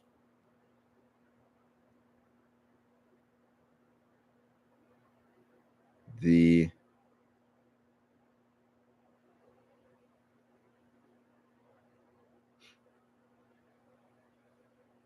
wonder if I can show just to give you an example of the differences, I think I've got 2 of my dues cards on me at the moment. I know I'm cheating. I should have 3, by the way. Let's see. Dun, dun, dun.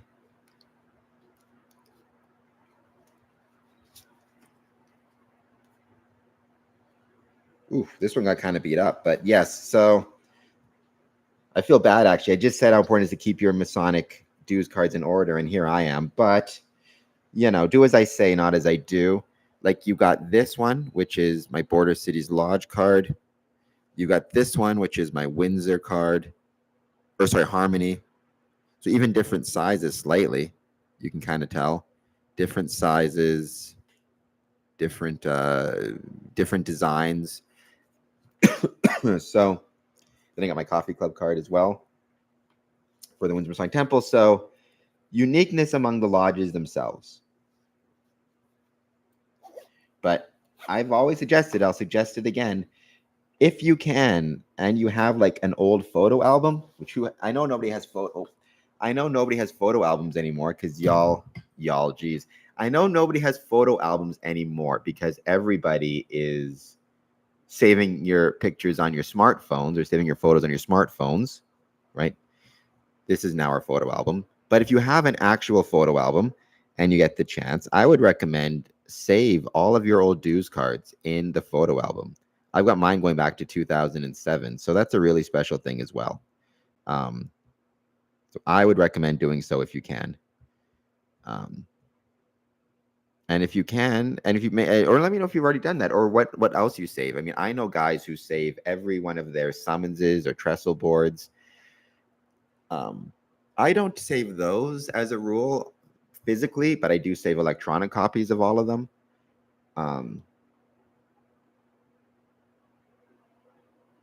I do save all of my coins, all of my pins, all of my pens, just tons and tons and tons of documents. I save them. I save as many of them as I can. So let me know if you have anyways watching this, if you have any Masonic items that you save or that are special to you in the chat. Because as always, I love the reason that I enjoy the podcast so much is there's lots of different reasons, but the main one I would say is getting the chance to learn how other people are doing with Freemasonry.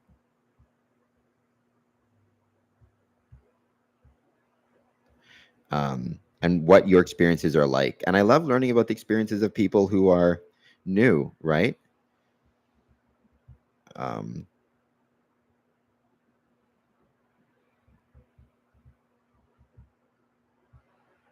Because I think the chatting is so important.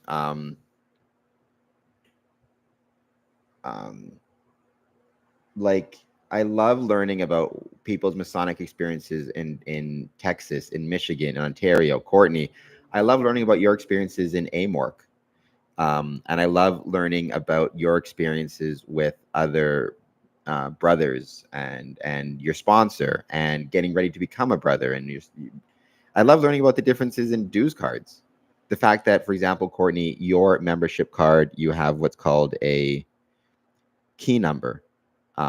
I love that as well. So, like the fact that we don't have a key.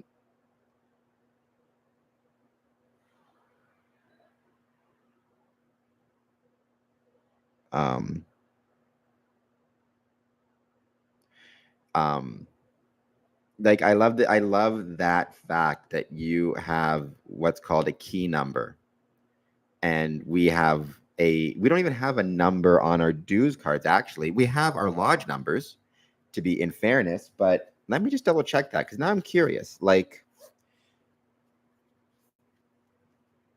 oh no, actually no, we have. So this one, we have a membership card. So this is like the 331st membership card that was given out, but it's not it's related to the card. So, the next person who got their dues card given would be would have dues card 332. But that's not the same as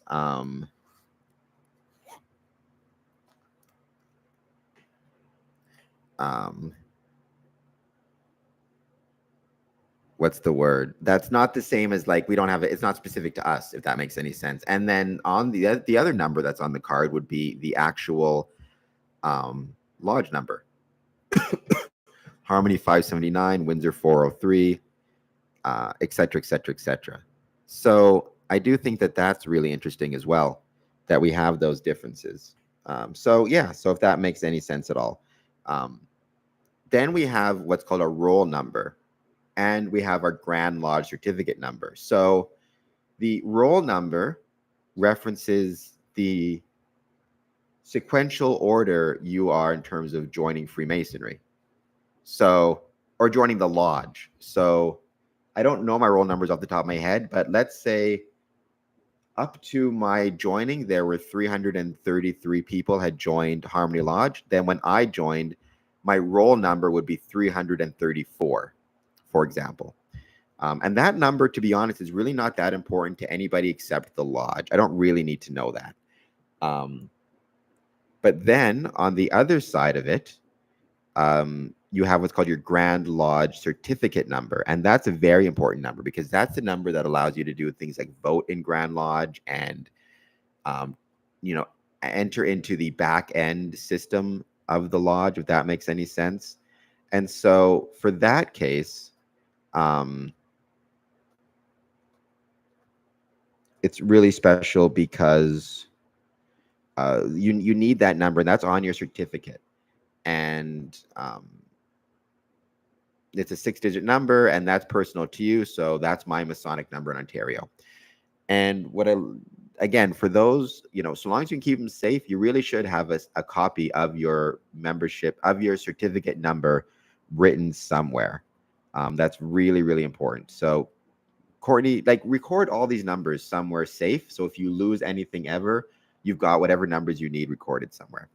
I actually keep mine on my phone, but secured. So if I ever lose anything, then others will find them as well. So yeah, so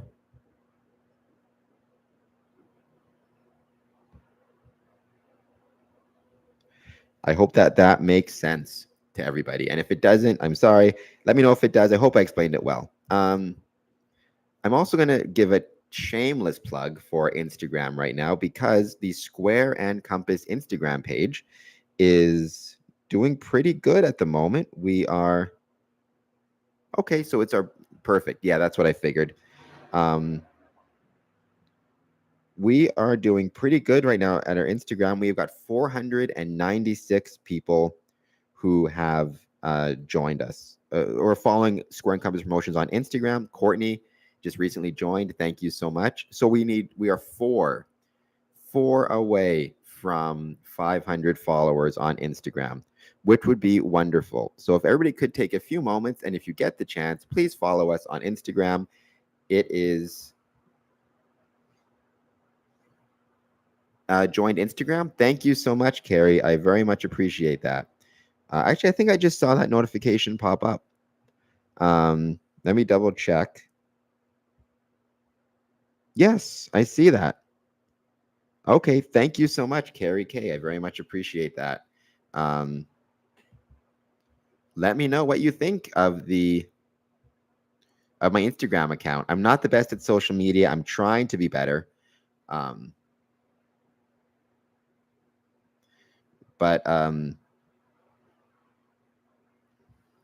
Yeah, let me know in the chat, in the comments,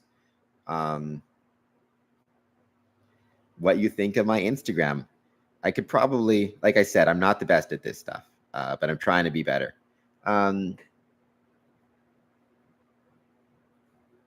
Also, okay, let me know, Carrie K, if you'd ever be interested in being on the podcast to talk to me about co-Freemasonry, because I don't know a lot about it. Like I said, I've interviewed the Order of Women Freemasons, which meets here in Ontario, as well as other locations, England, obviously. And I've done a little bit on Eastern Star, but never co-Freemasonry, and it's something I'd like to learn more about. I definitely think it needs to be a podcast episode at some point. So yeah.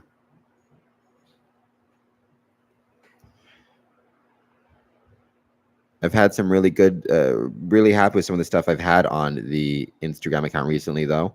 So I think that is something I've really been enjoying, is taking perfect. Well, yeah, and that's the thing too, right? I don't even know much about the process.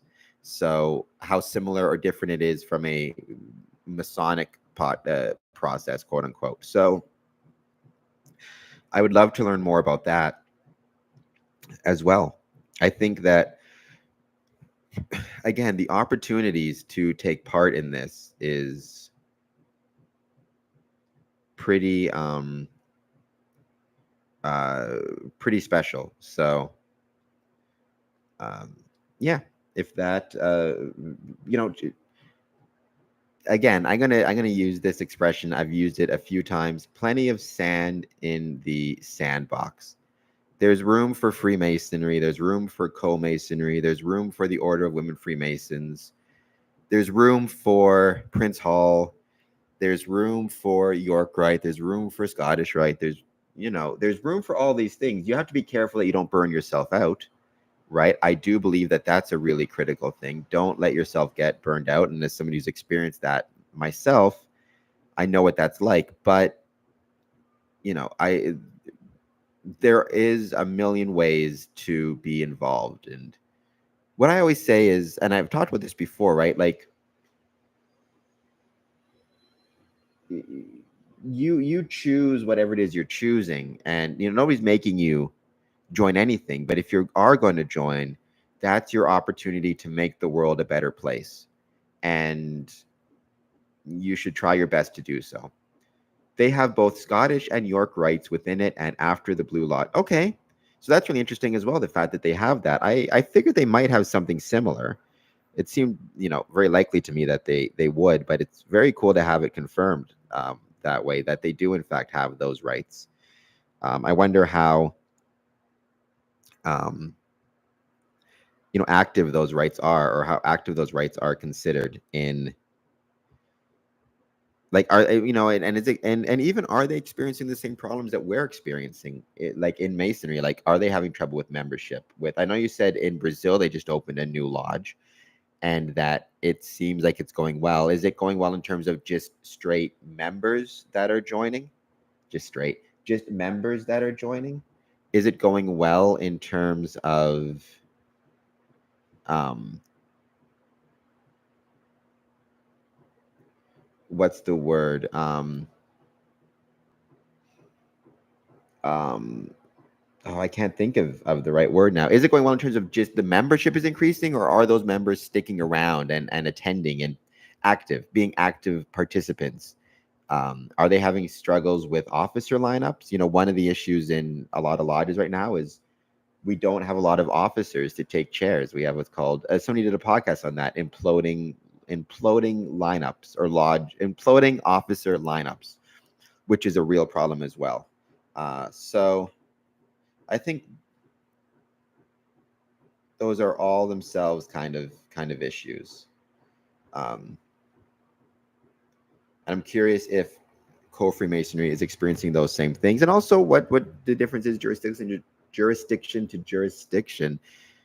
In Freemasonry, it's going really well right now in the Philippines and in Brazil and in Cuba, not so much everywhere else. So I think that's really an interesting discussion for another day or another days.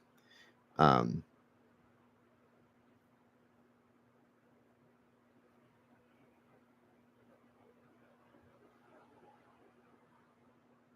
been great to see a lot of people coming and going into the live stream. If you are jumping on, though, even if you're going to jump on for like 5 seconds and then jump off, just jump in the chat and say hello. We'd love to keep talking to you and hear what you guys want to talk about and where you're from and all that good stuff, because I very much enjoy these live streams and seeing people jump on, even for the 10 seconds it would take for you to say hello. I would love that. And also the likes and the subscribes and the chats and all that stuff helps with retention. Um,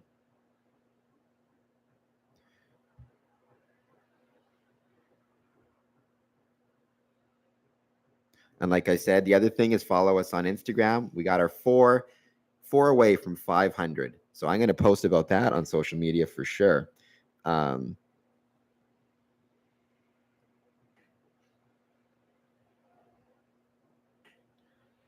There is a lot of exciting things happening here in Windsor. Border City Wrestling is coming up. We got BCW. We got I got a show tomorrow in Leamington. We got Maple Leaf. We got a lot of exciting things happening in professional wrestling here in Ontario, and particularly here in Windsor, which has been awesome to see. And I'm very much hoping that we can keep that going as well. So if you enjoy professional wrestling, please let me know.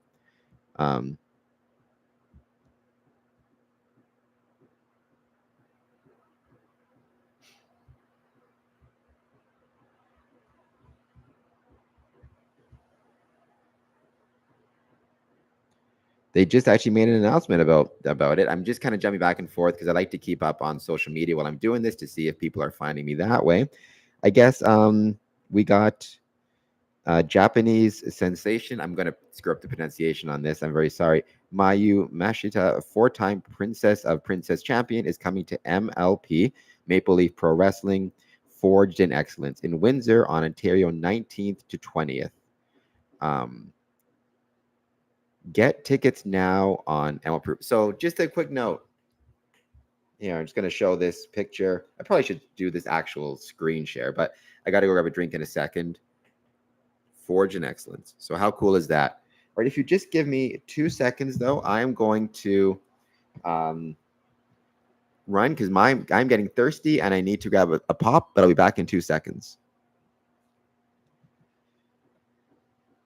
So 2 seconds, be right back.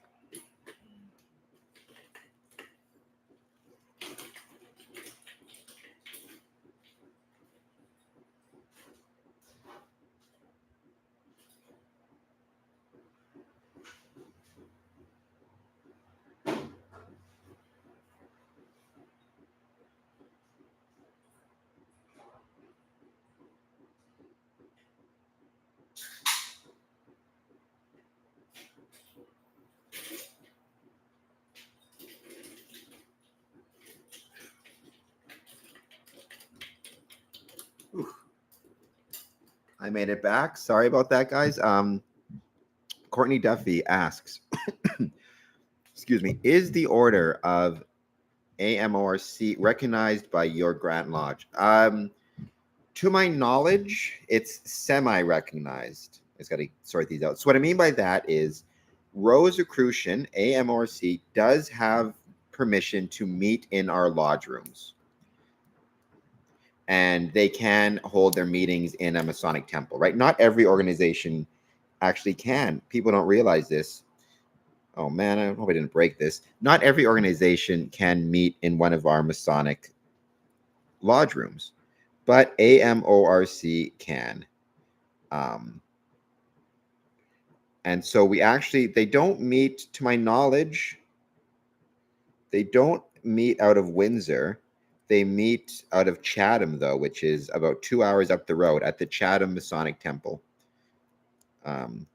If that makes any sense. So they have that permission. Same thing as like a York Rite body, a Scottish Rite body. But I could not, as a Mason, for example, attend their lodge.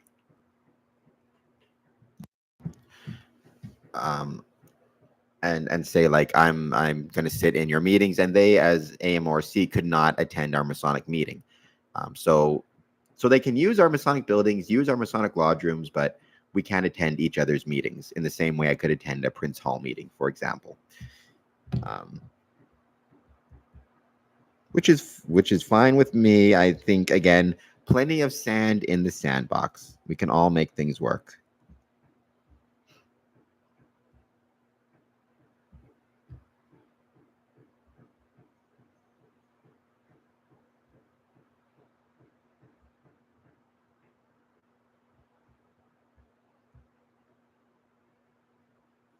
It's been great to see the people coming and going again from this. But even if you're going to jump on for just 2 seconds, please, by all means, leave a note, leave a hello. I got to plug my computer, and I didn't realize it was unplugged. Give me one more second.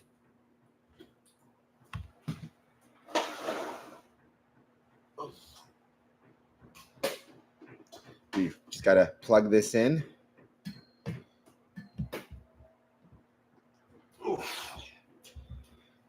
There we go. We're plugged in. Oh, Carrie, different streams for the same river. Yep.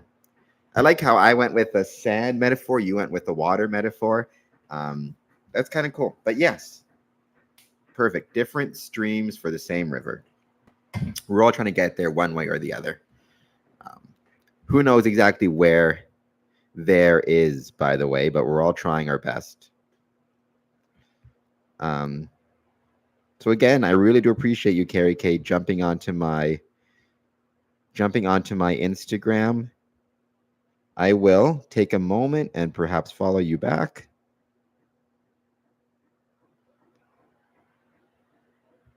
All right, there we go. You're doing way better than me in followers. Congratulations. I just want to get up to 500 people. I just want to get up to 500. So if everybody work together, and we can do it. Carrie, let me know if you have any questions for me that you want to ask. Anything about my experiences with Freemasonry or things that potentially you've always wondered about. This is kind of a great time to ask those questions. Absolutely makes sense. Where do you mean Rosicrucian is worldwide? AMORC or AMORC?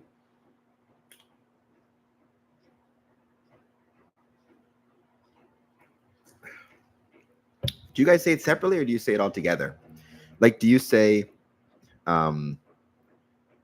joining, when you guys are talking about, do you call it AMORC or do you say the AMORC?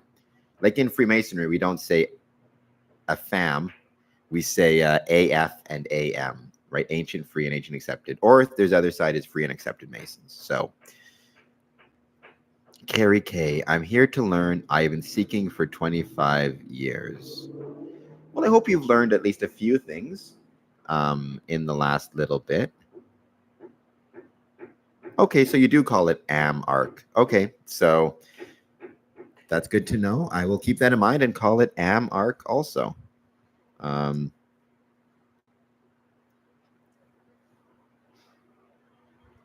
Here's a general piece of advice I'll give for whatever it's worth, and you guys can let me know if you have maybe experienced similar things. So if you are joining, and this is true for anything, I think, in my humble opinion, probably AMARC as well as Freemasonry, as well as your job, who knows, anything. But I'm going to talk about it in the Masonic context. If you are joining it and your goal can be to just kind of relax and like just be a member and show up when you want to show up and not when you don't, like that type of thing. If you just want to kind of go with the flow, then great. You're going to have, it's going to be what it's going to be. If you are joining Freemasonry and you genuinely want to make a major difference or change it or improve it or whatever the word is, like pick your term, it is going to be incredibly challenging and incredibly hard and an incredible amount of time and effort. To make changes to anything, to make changes to any organization, to try to do something big with it or change it, it is an absolute nightmare. And it just is. And even if you don't want to make any big changes, but you just want to take on a leadership role or take on a lot of extra time and effort and put work into it, it's going to be really, really, really hard. And that's okay. It should be hard, right? But don't expect it to be easy. But having said that, the key in that case is to always try to find things that you can enjoy in the day-to-day. Try to take your little successes. And that's going to help push you through, because like there's never been a day, even on my worst days of being a Freemason, there was something good that I was able to take from it, or some type of mini success, right? That I was able to take from it, and I had to kind of focus on that, because when I'm trying to make a major change, let's say I'm overseeing a restoration program at the Windsor Masonic Temple, and in the process of overseeing that restoration program, something breaks, and then you got to fix that, and then something else breaks, and then you got to fix that. I mean, like, stuff like that's always going to happen. You have to try as best as you can to find some type of positive in that, and that's what keeps you going. um, and that's what I've been trying to do lately, is every day there's something good, even if it's just the taste of a cold Coca-Cola on a warm day. I think that's important. Courtney Duffy, yes, there are pretenders. So I get what you're saying, Courtney, and I agree, but I don't know if I'd use the word pretender exactly. Oh, yeah, so there are pretenders to AMORC. I see what you're saying. Yes, I'm sure there are. There are pretenders to Masons. There are people who say they're Masons but aren't, which is why it's so important to have your dues cards with you and to be able to prove that you're a Mason at any given point. Um, um, yes, there are pretenders. So the other thing, though, I'd say is I used to have this attitude. I've kind of changed a little bit. Like those guys who join Freemasonry and don't really take part, aren't active, don't really seem to care. I wouldn't call them pretenders anymore. I used to. The other term we used to have for them was $400 Masons, that's how much it would cost to join. And so we just call them a $400 Mason because that's how much they paid, but they never actually attended or took part. Now, here's what I'd say. They're challenging because if they're not participating, it puts more work on everybody else and more of a strain on everybody else. But they're not pretenders, if that makes any sense. They're just, I don't know how to describe it, but they certainly are not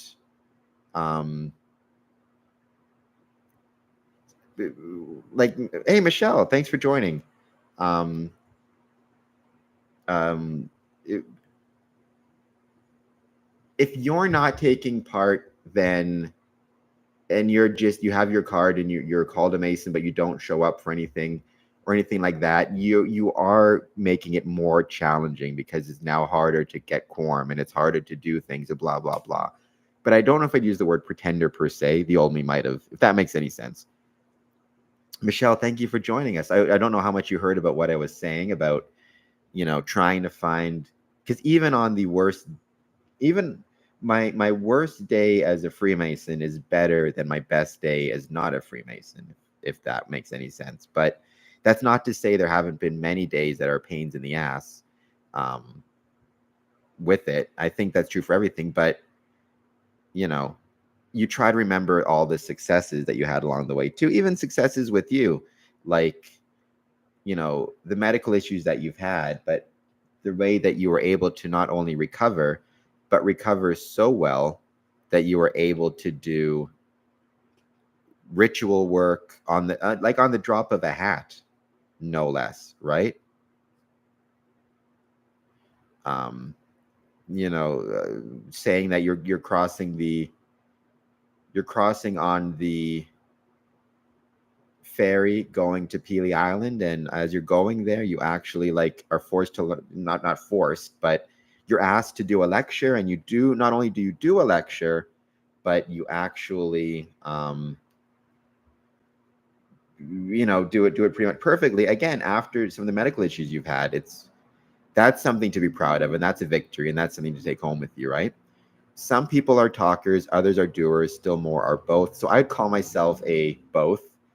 I'm definitely a talker and a doer. Um, some would say I'm more of a talker than a doer. I do tend to talk a lot more than I do, but uh, yeah. So there you go. I think I'm both. But again, like,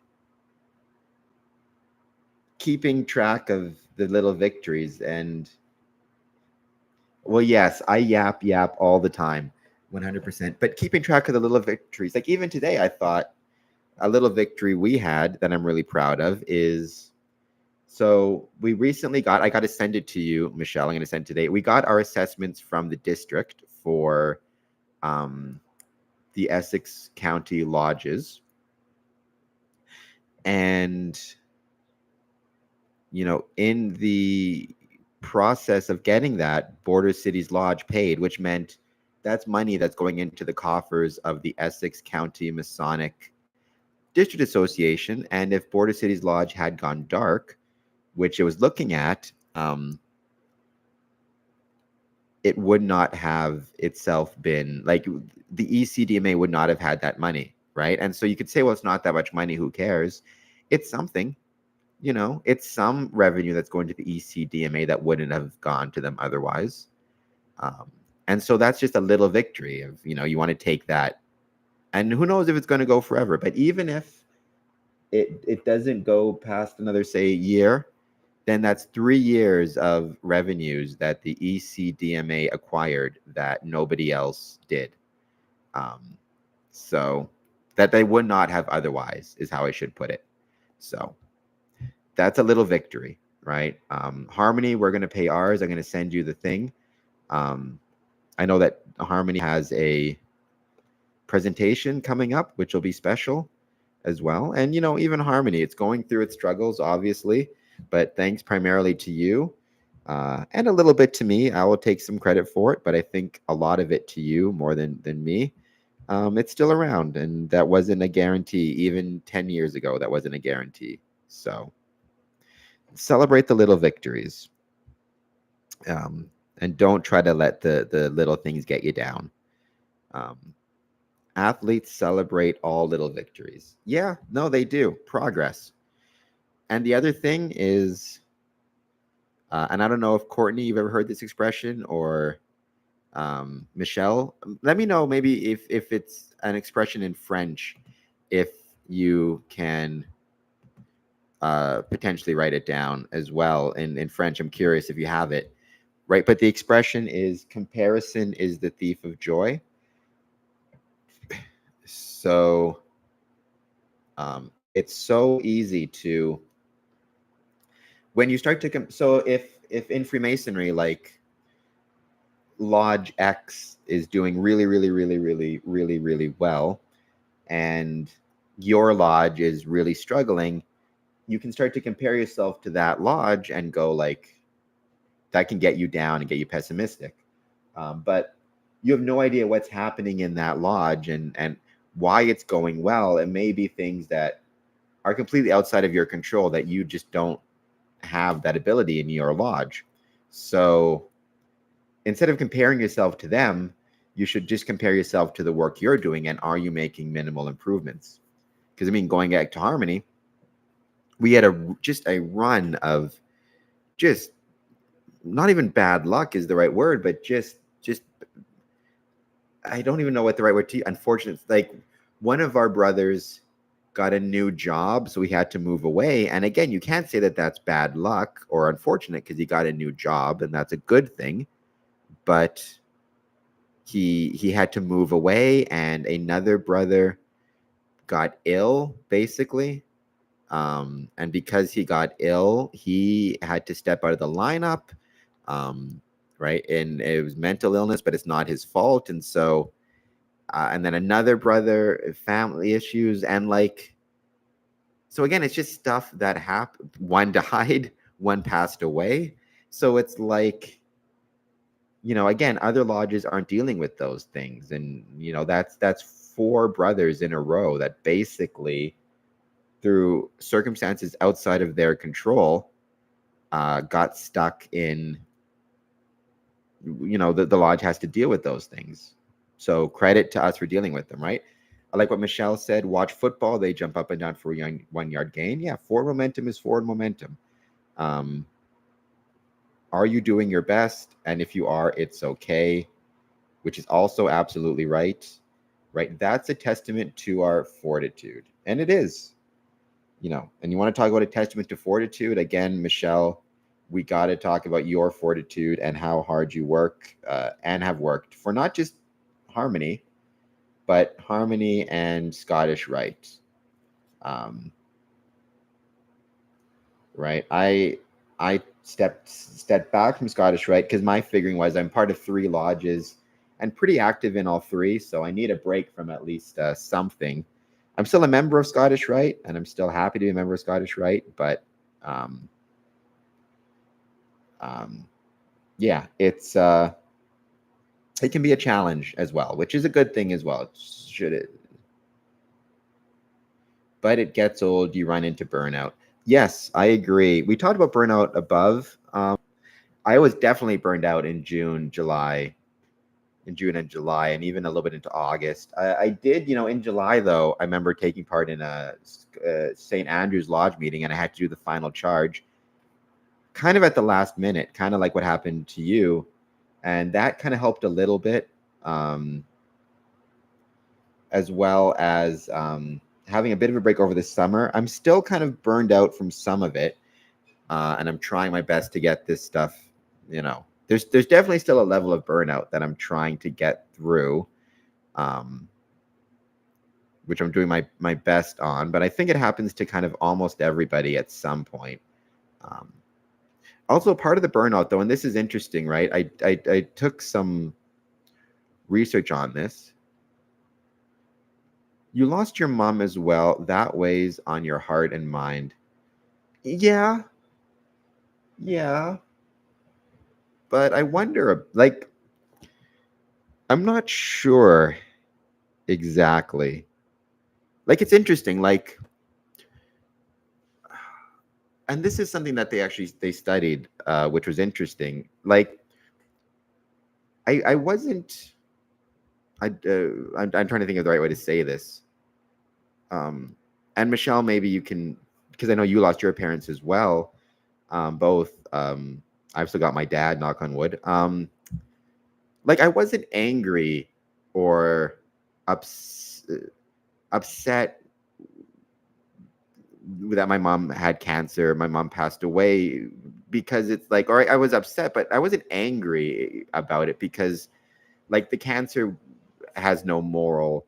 It wasn't choosing, to act in the way it was acting. It wasn't choosing to be cruel. It's just a thing that happens in life, and it didn't have any intent to harm anybody, right? It just did what it did.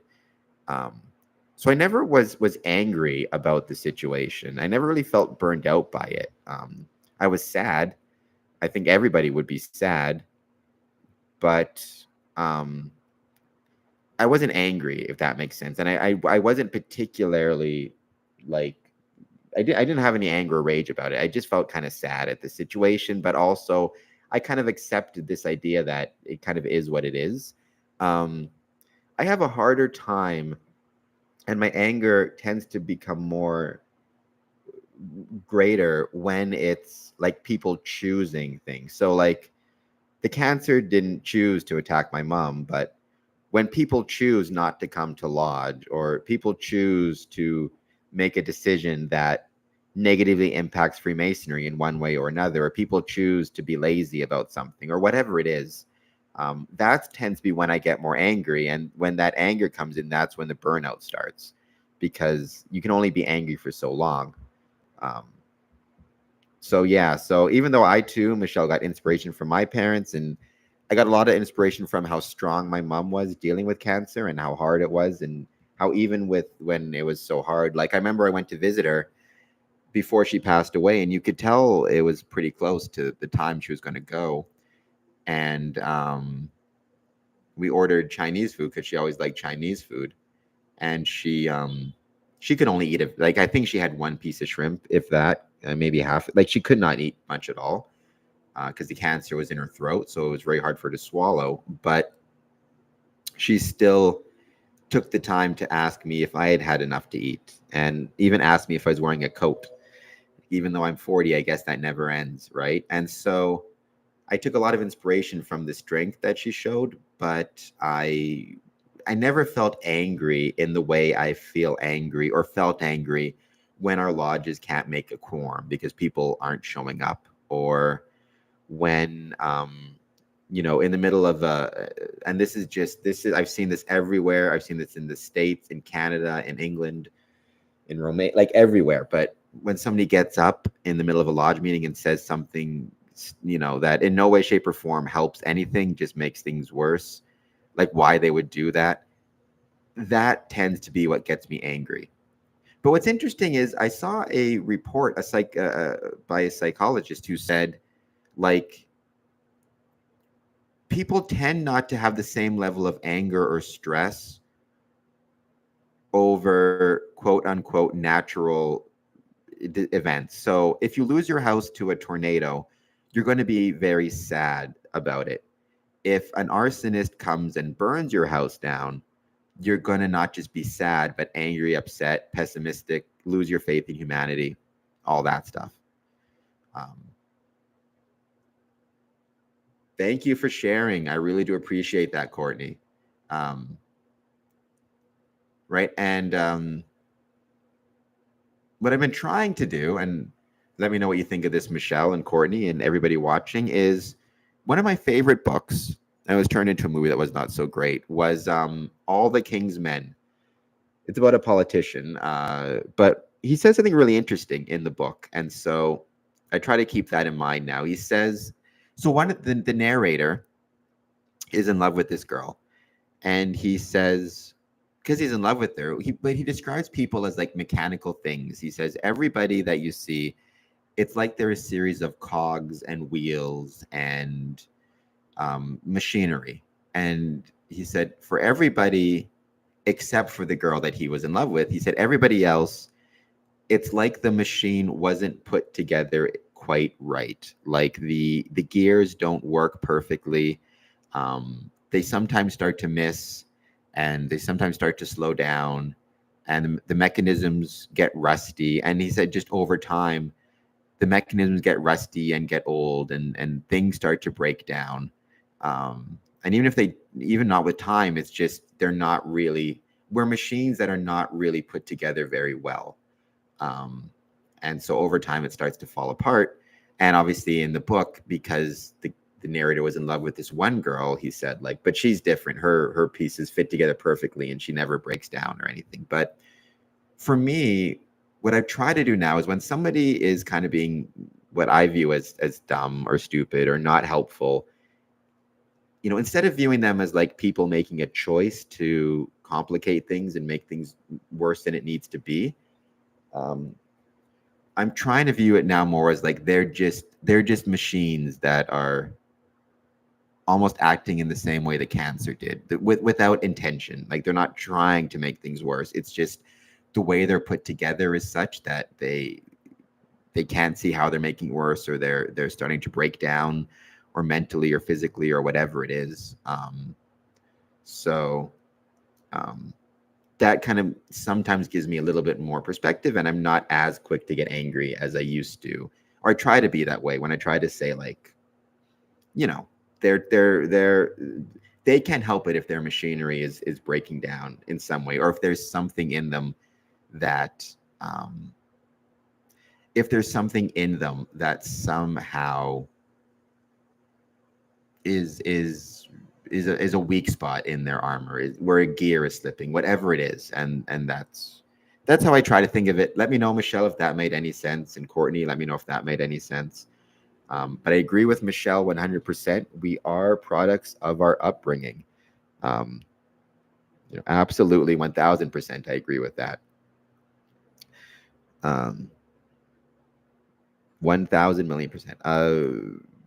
Nature versus nurture. I don't know which is which per se, but I think nurture has a pretty big part to do with it.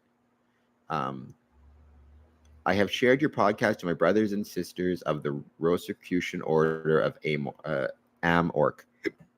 Great. Thank you so much, because I manage my membership with them greatly. Thank you for that as well. I've often said, like, it's so important to manage. I like the way you say that too. right? You manage your membership with them. Like, I like that verb you're using, to manage. I manage, right? Membership is not just a passive thing, right? It's not just the type of thing where it's like, well, I guess it can be, but I hope it's not. Maybe that's the word to use for them, passive Masons, right? This idea of like, if you're a member, then you can just treat it as a passive thing, and like you rely completely on your secretary to contact you, and you rely completely on the lodge to do whatever it's doing. To me, a membership, the member has a responsibility to manage things as well. Somebody gave a really great example a couple days ago, actually, Todd, in Coffee Club. He said, if you have a job and payday comes around and for some reason you don't get paid, are you going to just go, well, I'm not going to worry about it, I'm sure they'll figure it out? Or are you going to actually manage your job, manage your employment, and go to human resources or your boss and say like, hey, by the way, I didn't get paid today, and figure out what went wrong? In the same way, I think with Masonic membership, like if you don't get your summons, yes, the lodge has a responsibility to make sure you get your summons, but people make mistakes, including lodge secretaries. So you have a responsibility as the member to manage your membership and go to your secretary and try to, and say, hey, I didn't get the correspondence. I didn't get this email. I didn't get this thing. Like, what happened, and how can I get it? You have a responsibility to make sure you're paying your dues. You have a responsibility to keep your dues cards in good condition. You have a responsibility to know when your meetings are and write them in a calendar. You have a responsibility to keep up to date with address changes. So if you move, tell them that you moved. You have a responsibility to, if you get sick, make sure they know that you're sick. And if you get so sick, let's say you're in a coma, that you can't let the lodge know, make sure you have a plan in place so your family can let the lodge know, right? Actually, Courtney, I hope you don't mind. I'm going to steal that as an expression. I'm going to say, even start some type of like, I don't know what to call it, like a educational course called like manage your membership, or managing your membership, right? Don't just rely on the lodge to manage it for you. You manage for you as well.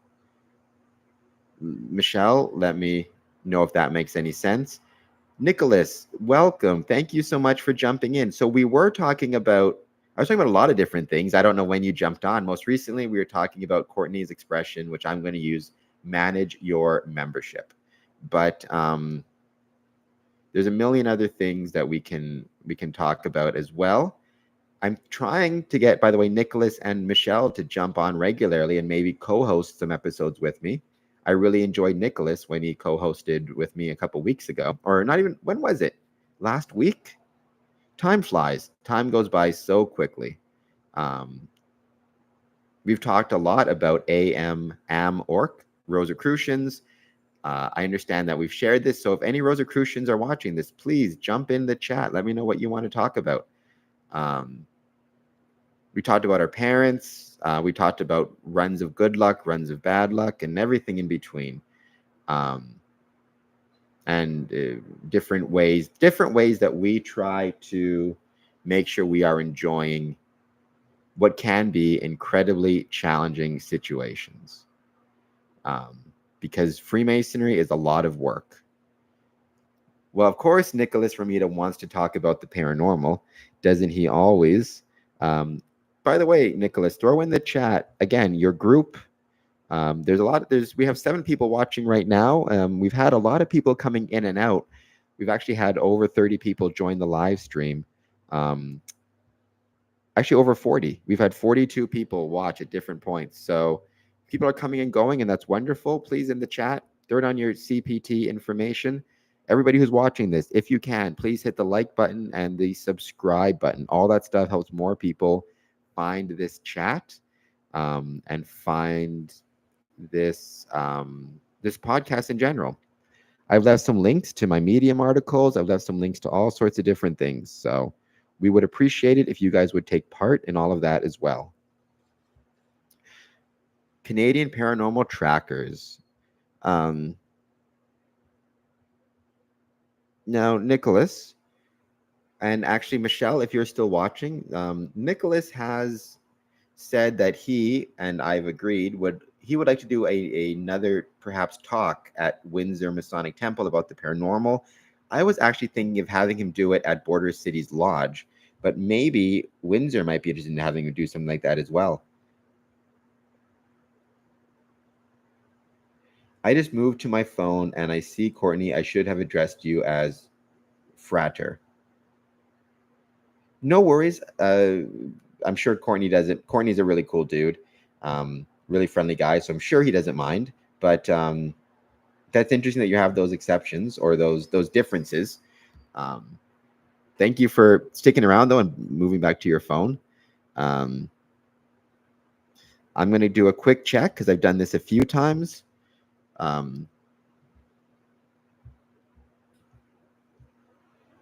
Still at 496 on the Instagram. There's 6 people watching right now. We've had 42 people come and go. So come on, I know that we can do it. We can get our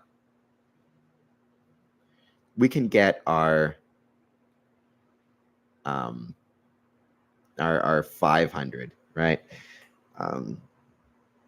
Michelle, if you're still there, anything you want to talk about would be great as well. Here's the thing. We have and Carrie K and Courtney. So in your AmOrc buildings, like, do you have your own buildings that you own, or do you have I'm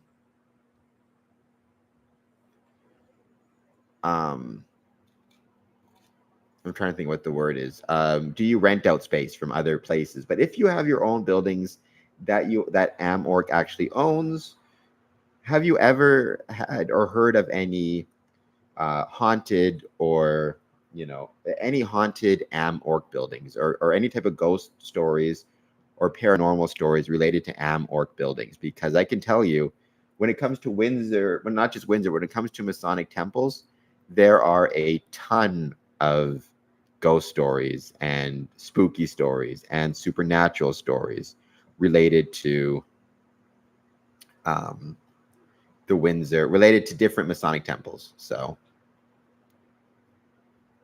I think that's kind of cool.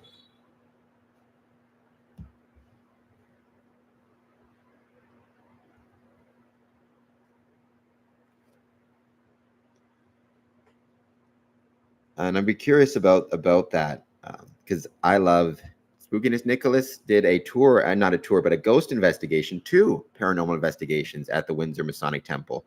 I know, Nicholas, you want to write anything about those and what those were like for you, or how much you enjoyed them?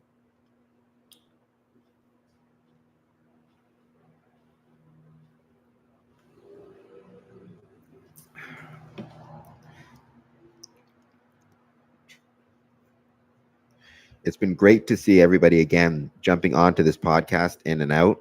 Um, like I said, the more people we have watching regularly and for longer, and et cetera, the better off the more likely the algorithm is to share this with other people. Nicholas also and Courtney and Carrie. One thing Nicholas likes to talk about is scary movies. Let me know. Do you guys like scary movies? And if so, what's your favorite scary movie? Not to steal a line from one of my favorite scary movies, but that can be a fun thing to talk about. Michelle is actually in here. He's an actor, if you believe it. He was in a play with Donald Pleasance, who starred in Halloween. Michelle, let me know the name of that movie if you could. Because that would be really fun as well. I used to know it. I think I had something about it on there. And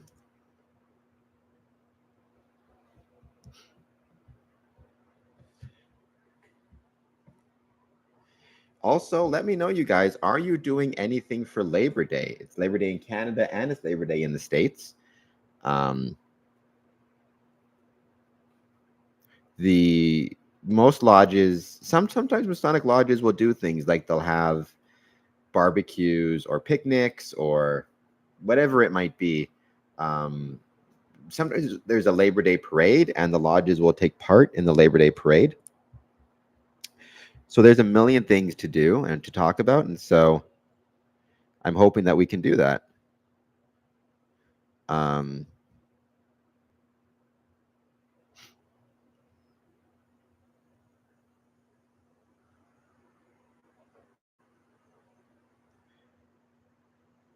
Nicholas Romita, so you are relaxing during Labor Day.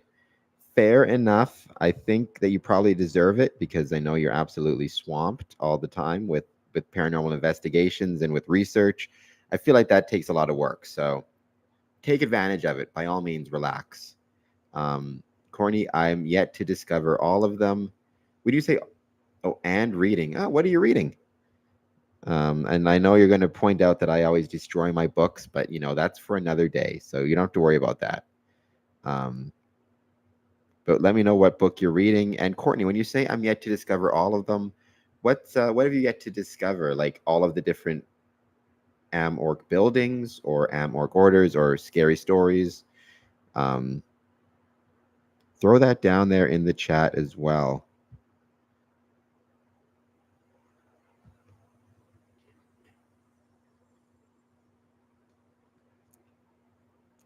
Oh, okay, so ghost stories. But I'm certain there is some that are haunted.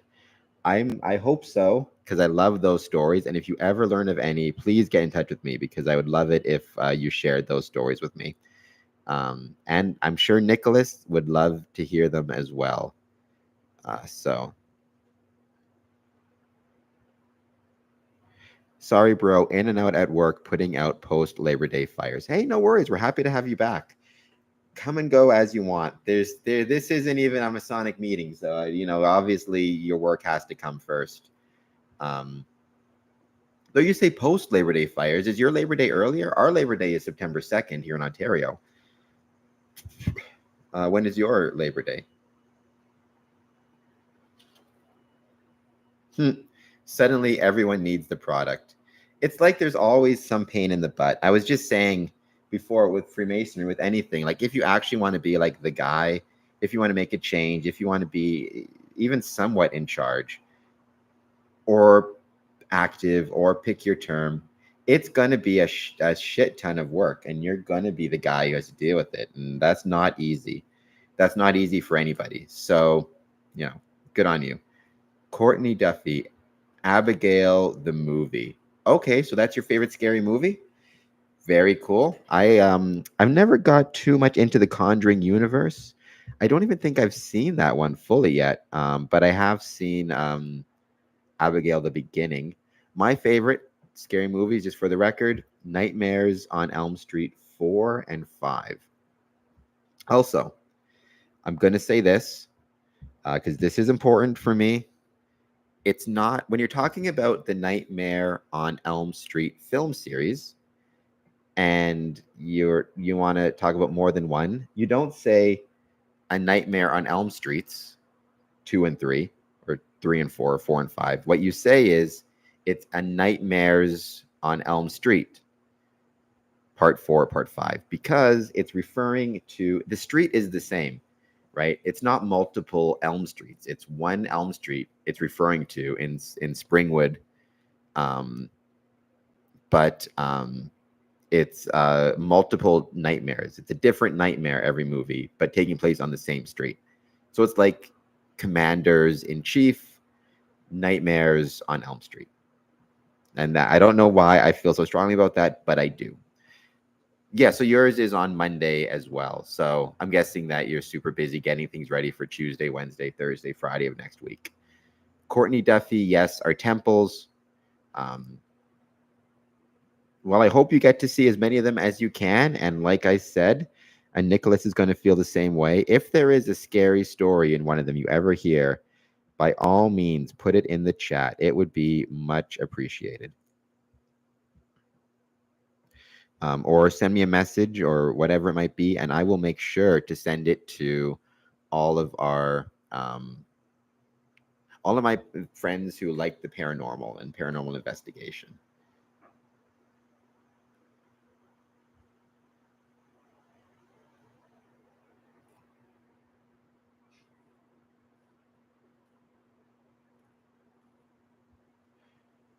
The Michelle, if you're still there and you can put in the chat the movie that you took part in, if you can let us know what it was again. We got a famous Mason over here. And yeah, if everybody can just take a few minutes and let me know, it'd be much appreciated. What your favorite scary movie is. Heck, how about this for questions though? Your favorite Masonic movie. Even if you're not a Mason, you may have one. For me, it's From Hell, starring Johnny Depp from 2001. One of my goals for the podcast is I really, really, really hope that one day I can get, I don't know, I'd have to grow a lot, I know, but I can get Johnny Depp, Heather Graham, the Hughes brothers, Ronald Moore. I can get them all on the podcast to talk about to talk about these movies or talk about From Hell.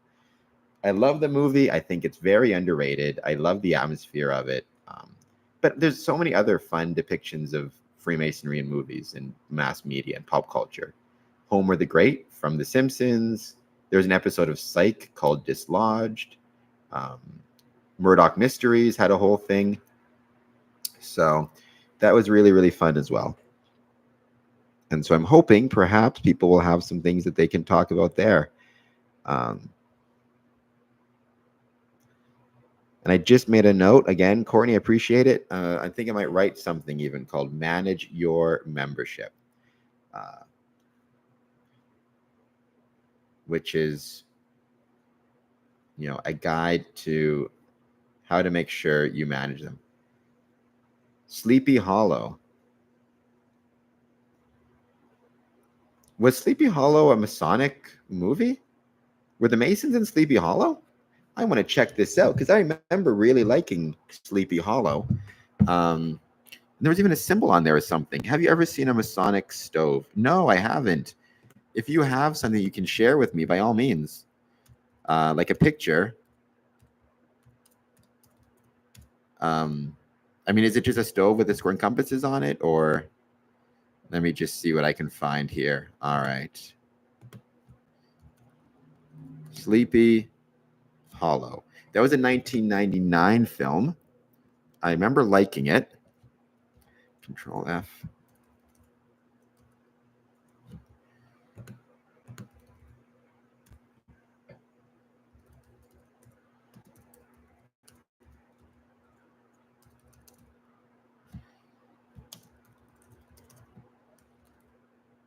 Oh, hold on. Maybe.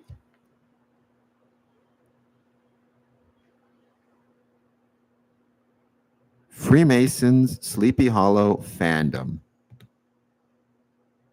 We are going to figure this out, sirs and ma'am, and whoever else is watching this.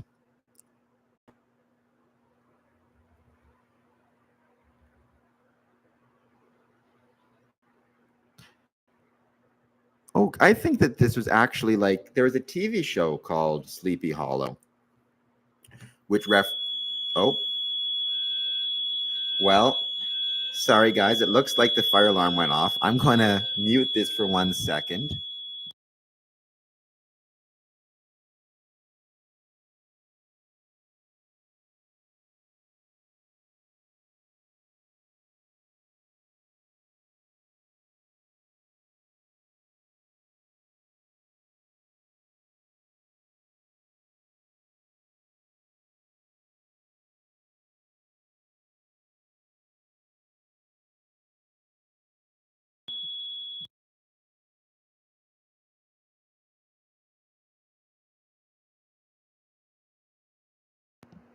Oh, okay. There we go. Fire alarm is back off. Sorry about that, guys. They're doing some work on the building, so they might have accidentally set it off. Nicolas Cage, National Treasure. Yes, that's a great movie. the movie with Johnny Depp. So I guess in the movie Johnny Depp, I don't know if it references Freemasons, but it does apparently in the TV show Sleepy Hollow. I'm just going to share this screen. Give me 1 sec. Because I did not know this myself, so it's kind of fun little moment here.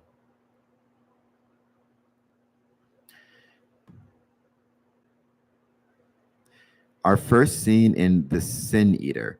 They abduct Ichabod Crane and demand that he validate his history to be sure he is not a demon in disguise. Crane correctly identifies his captor as Mr. Rutledge, a descendant of Edward Rutledge, the youngest signer of the Declaration of Independence and a Mason. Crane claims membership in the fraternity as well, and Rutledge first heard the words Orbo Ab Chao. We actually talked about that on a podcast episode as well, meaning order from chaos. Crane tells him that they were spoken to him by Arthur Bernard long ago. This one is being kind of funny right now. It's kind of being slow. Meanwhile, Abby and Johnny find the wine cellar where the Masons are convened and prepared to fight their way in, but Crane stops them and speaks with them privately. He tells her that the Masons' plan is I've never watched the show, by the way, to drink poison and kill himself, thus killing the horseman. By killing himself, he will kill the horseman, but his Masonic brothers will never harm him. In the midnight ride, Crane and the Freemasons plan a meeting, holding secrets on the horseman's weakness. They open with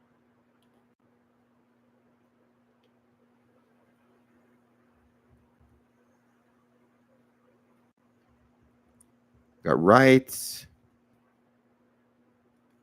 Rutledge. Okay, so I am totally going to look up this TV show. Where do you find this TV show? Is it on Prime? Thank you, Nicholas, for sending me down this rabbit hole. Now I have a new, I don't have enough on the go. Now I have a new TV show that I have to watch. Maybe we can watch it together. Thank you so much, Nicholas. Let's see. Here we go. Sleepy Hollow. We got the TV. We got the movie. Oh, hope everybody's okay. I'm typing in here, Sleepy Hollow streaming. People who are, for God's sakes, if you know where to find this, let me know. I'd very much appreciate it. Because I love finding new pop culture things. Sleepy Hollow TV show streaming.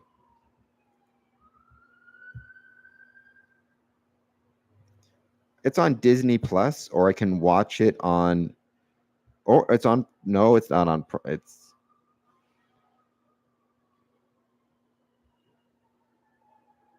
man, so Disney Plus or on YouTube.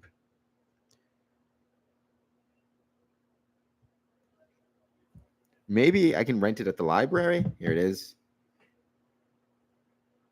You know what? This would be a fun thing to do with Igor, actually, because Igor and I always cover Masonic pop culture references. And so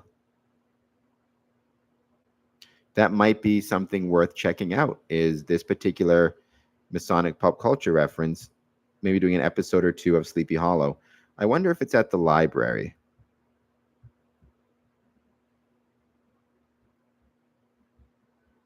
In the meantime, anybody else wants to jump on? What is your favorite example of pop culture involving Freemasons? It would be much appreciated.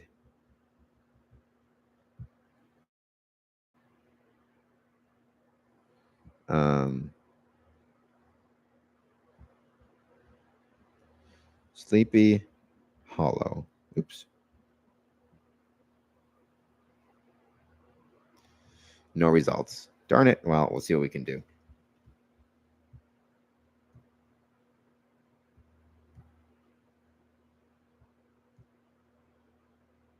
I appreciate everybody who is jumping on and checking out this podcast. By all means, or this live stream, I should say. If you get the chance, then I hope that you will. If you haven't done so, like, subscribe, comment, get in touch with us.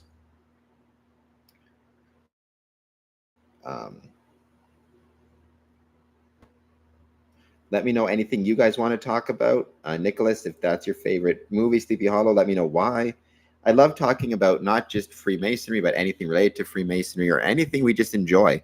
I've always said, like, everybody's interest should be everybody's interest, if that makes any sense. So, like, if you enjoy talking about about Sleepy Hollow, then I should try to find a way to enjoy that too. We can check out more information about the film, though, quickly. Let's see.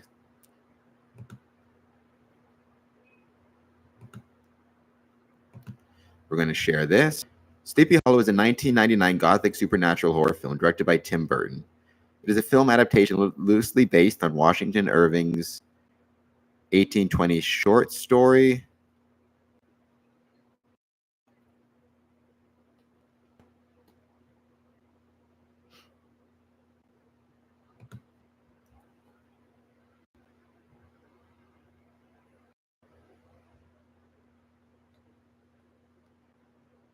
Ichabod begins an investigation, skeptical of paranormal activity. Aren't we all? Unless you're Nicholas, and he knows his stuff. Boarding at the home of Baltus Van Tassel and his wife, Mary Van Tass. He's taken with Baltus's spiritual daughter, Katrina. When the fourth victim is killed, Ichabod takes his victim's son, young Masbeth, under his wing.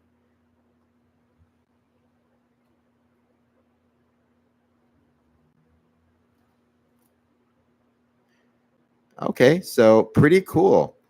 Nicholas, let me know maybe even what you like about that movie, what you enjoy about it, what you think makes it special. Is it the atmosphere? I haven't seen it for years. Like, I don't remember the last time I saw that movie.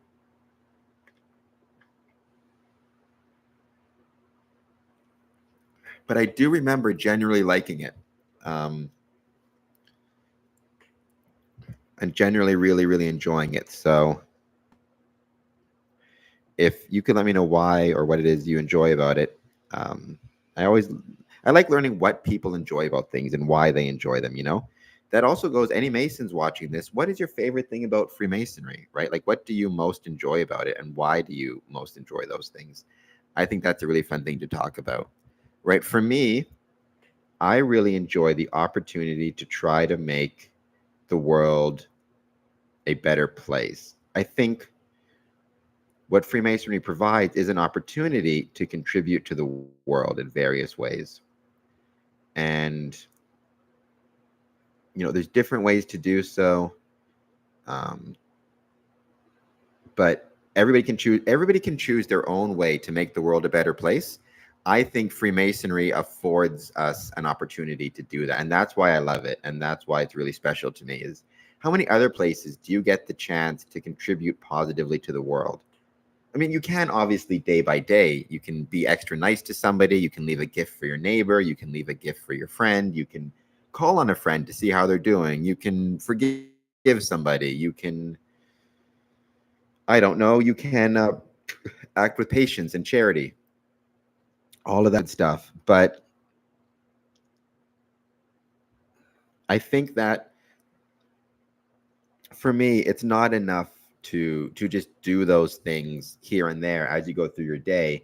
You want to be purposeful in it, and you want to try to manage it, just like managing your membership. You want to try to manage the good you do in the world, so you're doing it in a way that you can repeat it, do it every, over and over again.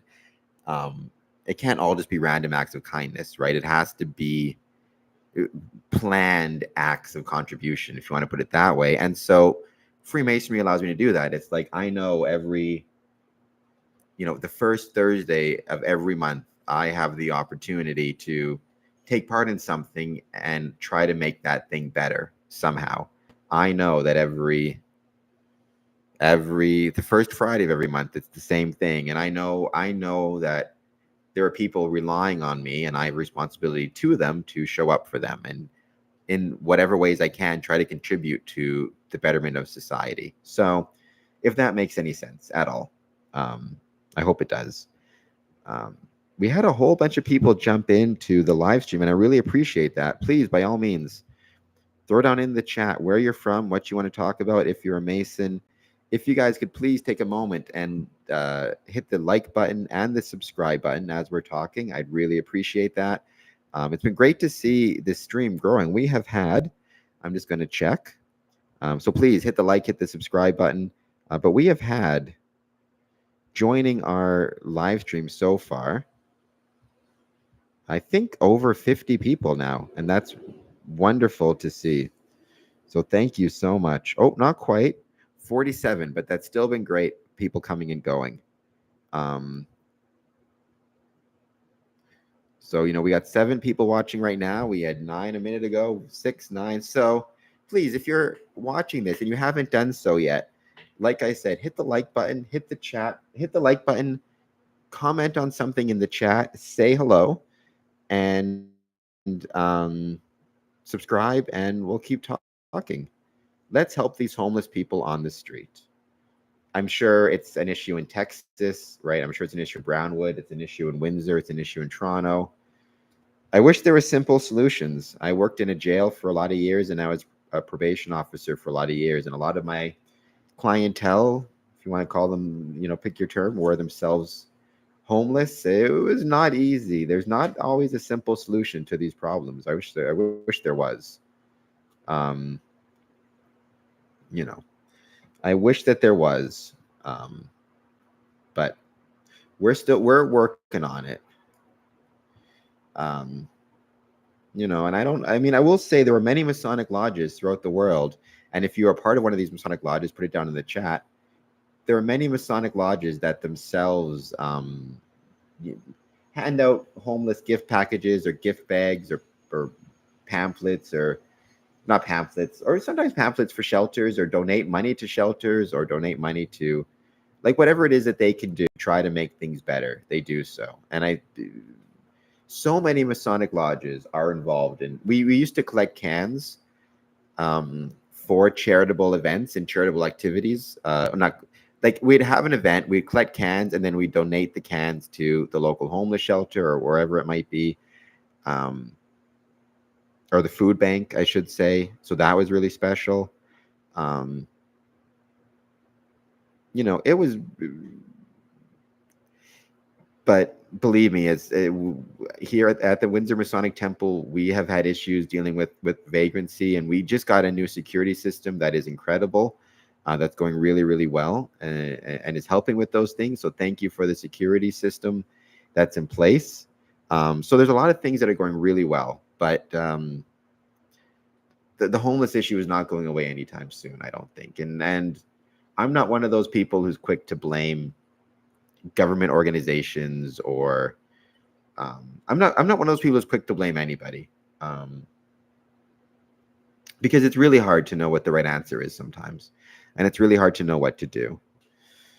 I mean, do you go with jails, which I don't know if that actually solves the problem or creates a new set of problems. I mean, it certainly creates a new set of problems for the people who work in the jail.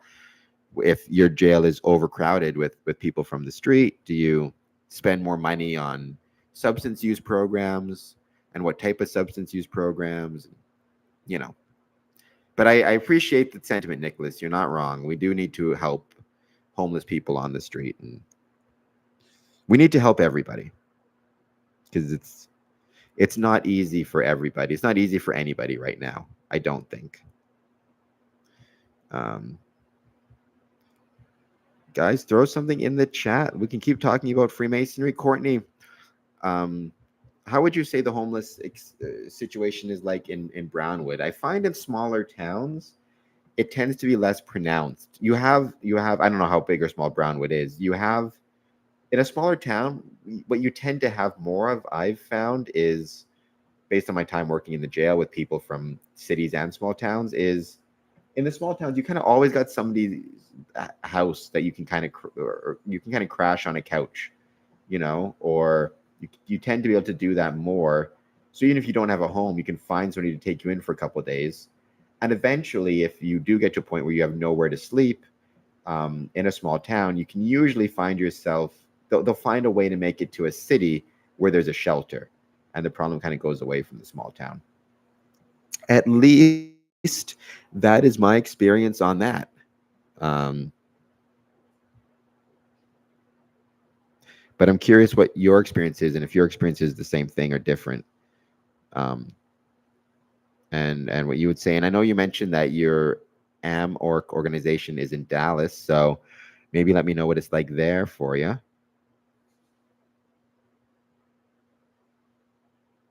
I'm really enjoying the chat though, and I appreciate you guys chatting with each other too. You don't just have to chat with me. I mean, obviously, keep everything respectful, etc., etc. But if you were to, want to say hello to anybody in the chat, please, by all means, do so. You can chat with each other also. I see everything, obviously, but I'm just going to, even in the chat, I'm just going to say welcome again, just so people know the chat is still there. And leave your likes, leave your comments, leave your subscriptions, all that good stuff. And then there's the question also, like, how much is Freemasonry responsible for the communities in which it's located? Like, I'm a big believer that we're very responsible to be, if nothing else, cheerleaders. Like, I wrote down I did a whole article about this, and you guys can tell me agree or disagree, but I said my basic premise was the success of a Masonic lodge cannot be separated from the success of the city or town in which it's located. So if you have a strong city or town, like strong socially, strong economically, strong in terms of its infrastructure, you're more than likely going to have a healthier Masonic lodge. And if you have a weaker town or city, you're more likely going to have a weaker Masonic lodge. And so I talked about how it's vital that Freemasons care about and try their best to support these towns, which are located, partially by like being just good citizens in your day-to-day life, which I think is really special and really important. Just be a good citizen, but also by kind of being a cheerleader for the town and talking it up. And if the town is holding an event and they're trying to get tourists in, the Masonic Lodge can piggyback on that by having an open house at the same time, or by inviting Masonic brothers to show up, or whatever it might be. So yeah, I think that is a really valuable thing. And so when you talk about if a town has a homeless problem, then are there things that the Masonic Lodge can do to try to help that, however it is that they can? Or are you going to argue that it's not necessary, it doesn't matter? And like some Masonic bodies are more insular, esoteric, and to them it's just about the Masonry, and what's happening in the larger town is not that important. But I don't believe that myself. I wrote a whole article about that, again, on Medium, which you can check us out there. Courtney Duffy, we have the local Good Samaritan beside other charitable organizations of such. I don't know if we have the local Good Samaritan in Windsor. We might. I've never heard of, like, I know the phrase the Good Samaritan, but I've never heard of like an organization called the local Good Samaritan, if that is an organization. Does AmOrc ever connect with any of those, or to what extent do they connect with those charitable organizations? Your lodge may. You'll find out. As you're going through the process, you can talk to your sponsor about it. Every lodge kind of approaches these things differently. Please hit the like button and the subscribe button. That'd be much appreciated. I just saw, so as I mentioned, and you guys might have heard me say, one of my favorite my favorite movies are Nightmares on Elm Street 4 and Nightmares on Elm Street 4 and 5. And I just saw this thumbnail about my other favorite thing, professional wrestling. And there's Daniel Bryanson on there. It's Freddy Krueger is on there. I think that's kind of cool. It's nice when those things are it's nice when your favorite things combine. In this case, two of my favorite things, A Nightmare on Elm Street and professional wrestling. And I would say it's two goats. Anybody know what goat means? Two greatest of all times or two greatests of all time in one thumbnail. Daniel Bryan, definite goat. Freddy Krueger, definite goat. There they are together. So a lot of greatness in one thumbnail. Carrie K, we are encouraged to help with. Okay, I've never heard of that before, but that's really cool. We are encouraged to help with hospice in later degrees. Help, like volunteer at the hospice center as somebody's passing away, like volunteering, or does that mean like and is that only for your members or for anybody? So would you visit a hospice to support like a non-AMORC member, or would it be AMORC kind of exclusively? Let me know in the chat. But good for you, and good for your organization. Good for Rosicrucian. My mom passed away in January, so obviously, but she was sick for quite a while. She had cancer, and she was in hospice care for about the last 6 to 8 months of her life, maybe a little bit more than that,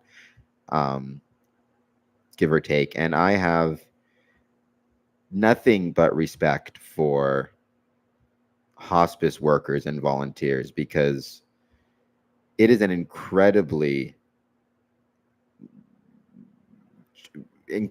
challenging job. Like, just all of the things you have to do in that environment. Like, obviously there's the actual physical strain of the job, because as these people are getting sicker and sicker and closer to the end, you have to pick them up to bathe them, you have to pick them up to change them, you have to pick them up to, or not even pick them up, but just move them around, because they may be too sick to do so themselves. You're on your feet all day, because if you're in a hospice hospital and there's 20 or 30 or who knows how many people, like you got to walk all day basically from bed to bed and check on them and check on their stats. And I can't imagine how sore their feet must be at the end of it. And then on top of that, it's still a medical environment, so you still have to keep everything super clean, and super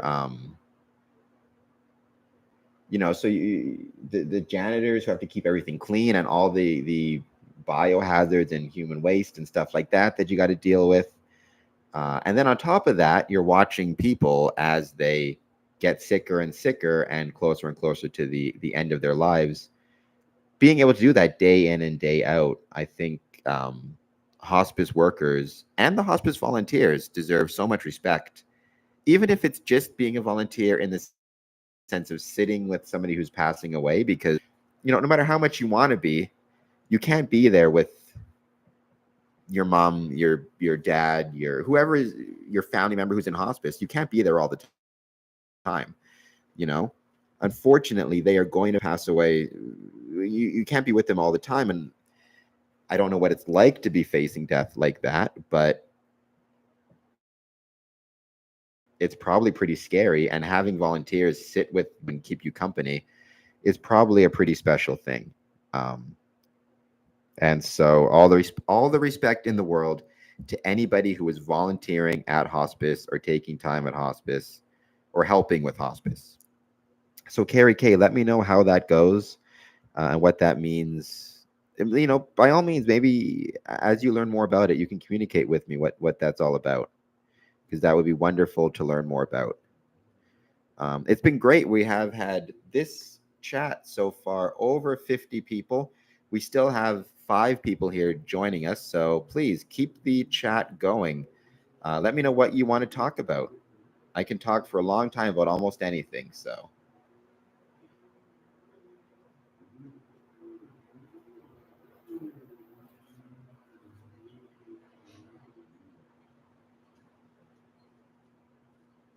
I uh, I love talking about Freemasonry. I also love talking about scary movies. I love talking about professional wrestling. It's those 3 things. So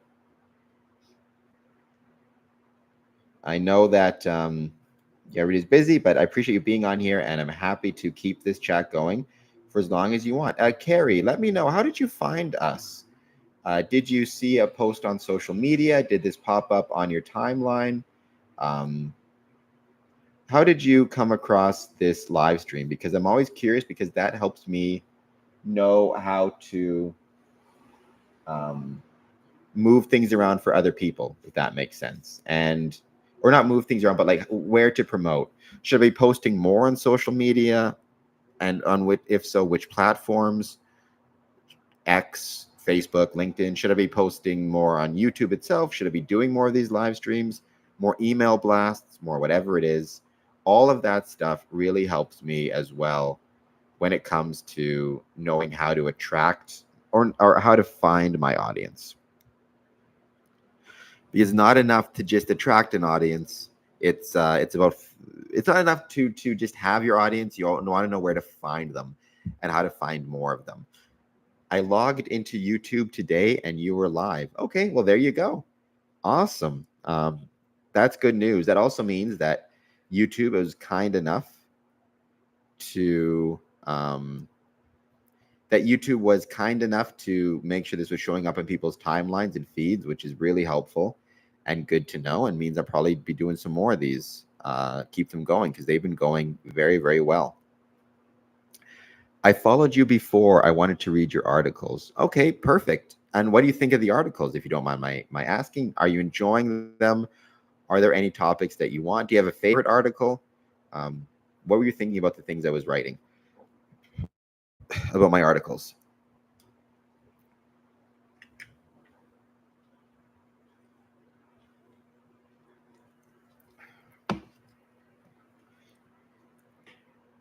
And do you also, another good question, which I'm always asking people, is do you follow any other Masonic podcasts or Medium pages or whatever it might be, or am I kind of the exclusive one? Because there's some other great ones out there. Like I'd recommend Masonic Roundtable is wonderful. No worries, you just started. That's no worries at all. We got all the time in the world. So, but if there are any stories that you particularly like, please, mention it, give a clap, mention them in what you liked about them. You can leave notes and stuff on Medium pages, on Medium articles, I should say. All of that stuff really does help the podcast grow and Medium grow and all of it grow. I've said it before, but the purpose of the Square and Compass podcast is to promote the many ways in which Freemasonry was and is relevant to the communities in which it is located, as well as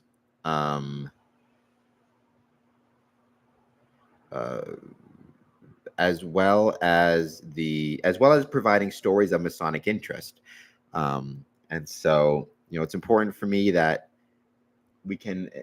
I can explore that relevance in front of as many people as possible, which means I need as many people as possible checking out our streams and our YouTube videos and et cetera, et cetera.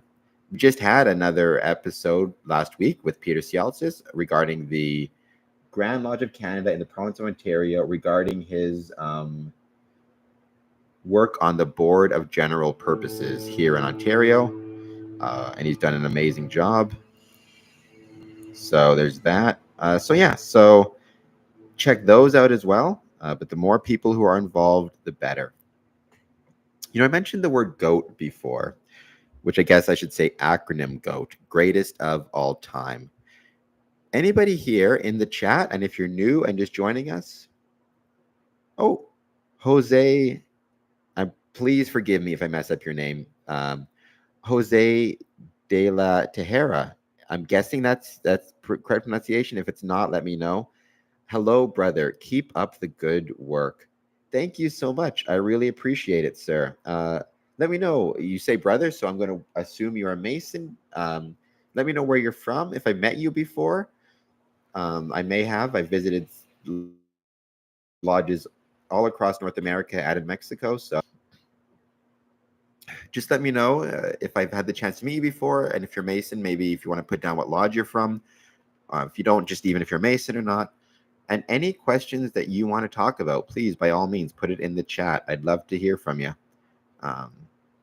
We have both Masons and non-Masons. We have one person who may potentially be or will be becoming a Mason soon. I understand he's got his meeting on September 1st with his sponsors and the lodge. So this is a great mix of Masons and non-Masons. But yeah, Jose, please talk to us and let us know where you're from and what you want to talk about. If you get the chance, I hope you'll hit the like button and the subscribe button. Let me know if you enjoy the Square and Compass podcast. You say keep up the good work, so I assume you do anyways. And let me know particularly what you like about it. That would be awesome as well. Or not just that, but just as important, maybe even more important, let me know what you don't like about it and what potentially we can improve on because that's a really important thing as well. So I'll give some people a couple seconds to throw something in the chat. We've had 53 people join us for this live chat so far, which is great. More than we usually do. So thank you.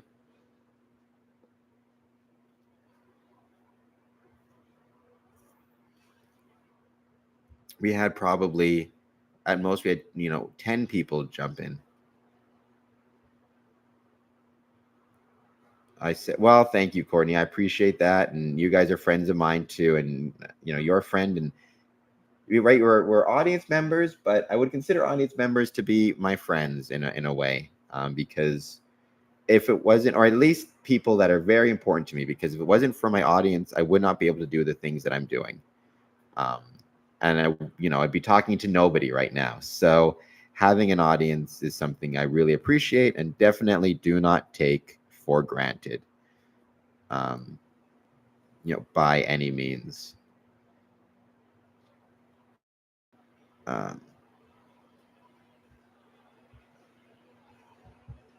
There's a lot of Masonic. I said, and I'll say it again, right? There is plenty of sand in the sandbox. And I talked about that in terms of Masonic orders and how many. I would also say, though, that's true of Masonic podcasts. Like, there's plenty of sand in the sandbox. So please, watch my podcasts, watch the Square and Compass podcast. I hope that you will. But also check out First Three Knocks, check out Masonic Roundtable, check out Winding Staircase, check out Old Fashioned Masonic, which is from Texas. Check out all of these different Masonic, Rubicon. There you go. Check out Rubicon Society, right? All these different groups that are doing these Masonic podcasts and Masonic presentations and putting them online. There's plenty of sand in the sandbox. It's plenty of space for everybody to enjoy each other's company and hopefully be able to find success. And so I hope that you guys will check those ones out as well. And let me know if there are any that you particularly enjoy and what it is you enjoy about them as well. And maybe we can do some more cross collaborations. Like if there are ones that you think I should appear on, great. And also, if there's anybody here from like out of, does anybody know any podcasts in different languages? I'd love to learn more about that as well. Like I only know of Masonic podcasts in English, but Freemasonry is practiced in all sorts of different languages all around the world. I actually did a whole thing about like a podcast episode about or questions about like, do you communicate in multiple languages? English, French, Spanish, Portuguese, Japanese, Filipino, all of these languages, all of Freemasonry has locations. Freemasonry has locations in lodges by all of those languages. Romania, right? Romanian. So I'm always curious about hearing Freemasonry discussed in different languages. One of my favorite experiences was hearing Masonic ritual in Spanish when I went to Mexico, and how special that was. Oh, Chicago Lodge. I love Chicago Lodge. Um, right, that's if that's what I'm thinking of, Jefferson Masonic Temple, which, by the way, I'm going to be back in Chicago in like a week, and I can't wait. I love Chicago. It is by far and away my favorite, one of my favorite cities. I always say there's 4 places that kind of made me who I am. I grew up in Winnipeg, Manitoba. Then I lived on my own without family, and so that has a special place in my heart, is Ottawa, Ontario, and that was a really special place. Then I moved to Windsor in 2006, and I've lived here since. So Windsor obviously made me who I am. But then I visited Chicago for the first time in like 2012, and I absolutely fell in love with both Chicago itself and Glenview, Illinois, in northern Chicago, or north of Chicago, where I would usually stay and take the train in. And I visited there so frequently that I would say Chicago really did have a place in my heart as a consequence of that. And so I feel like Chicago made me part of the person I am today. So yeah, I love Chicago Lodge, if it's the same lodge I'm thinking of. I have to run, no worries. I just noticed you were on by chance and wanted to say hello. Also, I always joke that goat is where people got the goat jokes in Masonry from. Great catch. All right, there you go. Those jokes are never ending, right? Those jokes are never going away, which that's a good thing, because we've all heard them, and it's nice to know that they're still alive and kicking. Please, by all means, take a few moments to leave something in the chat. Let me know where you're from and what you want to talk about. We're here chatting about Freemasonry, but happy to talk about anything else. Actually, this podcast or live stream has been a lot of fun because we've been really talking. A lot of our discussions have been Amorc or Rosicrucianism and co-Freemasonry, which is a big part of the family, and I love talking about that. Harrison Ford was born in Chicago. That's really cool. I did not know that. Great actor, I really liked Harrison Ford in What Lies Beneath, which is a very underrated, scary movie. So there's that, with Harrison Ford and Michelle Pfeiffer. It's funny, when you think of Harrison Ford, you think of him in Star Wars and you think of him in Indiana Jones. But he did a lot of great movies that never got the attention. They Fugitive, What Lies Beneath, Air Force One. Leave a like, leave something in the chat. We'll keep this going. It's been going really well so far. A lot of people are coming and going, which is great. I love that. I love to see people jumping in. And even if you only have 30 seconds before you have to run, if you can leave something in the chat, letting me know if you're from a Masonic Lodge and which one you're from, and bring fraternal greetings, that is always going to be very much appreciated. No, Chicago is an absolutely amazing place, I think. It is so absolutely beautiful. The pictures you see of it, and Glenview. You know what? I'm going to go, and I'm going to give Glenview some love, because I feel like Glenview never gets, yes, it's a small town. Yes, it's north of Chicago. And so who's going to but it's super cool, quaint little town with great Masonic lodges, by the way. Glenview United is a great lodge. Morton Grove is a great lodge.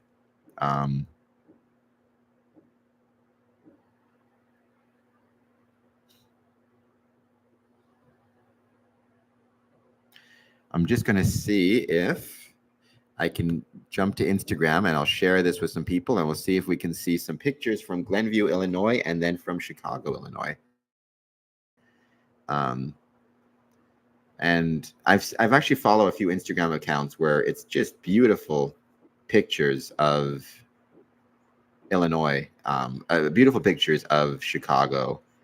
I love the L train so much, the elevator, right? Where like one of my favorite movies growing up, still one of my favorite movies, maybe one of the best movies of all time. I know that might be controversial, but I loved it, was Adventures in Babysitting, starring Elizabeth Shue, which took place in Chicago. That's a great film. Highly underrated. I'm just going to say it. They did a remake, which is not so great, by the way, but that's for another day. And then ER, which is one of my favorite TV shows, also famously took place in Chicago. And so I remember the first time I went to visit it, it was at Christmas. I didn't have enough money to go home, and I didn't want to tell my mom that because then she'd always argue with me. But I found an incredibly cheap bus ticket from Detroit to Chicago. And so I had enough money for that bus ticket. So I just told my mom I was going to visit friends in Chicago. Didn't have any friends there, so I just went by myself. But I absolutely loved it.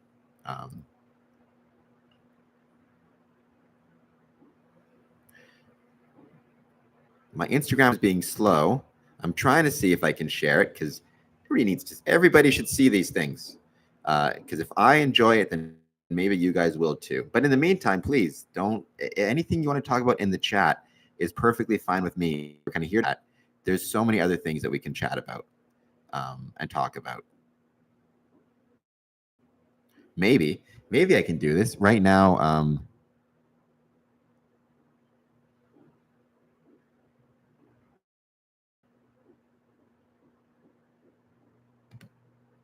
Is Instagram down? Because it's being really funny right now. Yes. Well said, Michael Moore. I agree that the Blues Brothers, first of all, Blues Brothers, that opening that they did on Saturday Night Live in the 70s, I saw it on YouTube, like 77 or something, where they did Soul Man. Great. What a really, really great opening. That might be the greatest opening in Saturday Night Live history. So good. And that movie is wonderful too.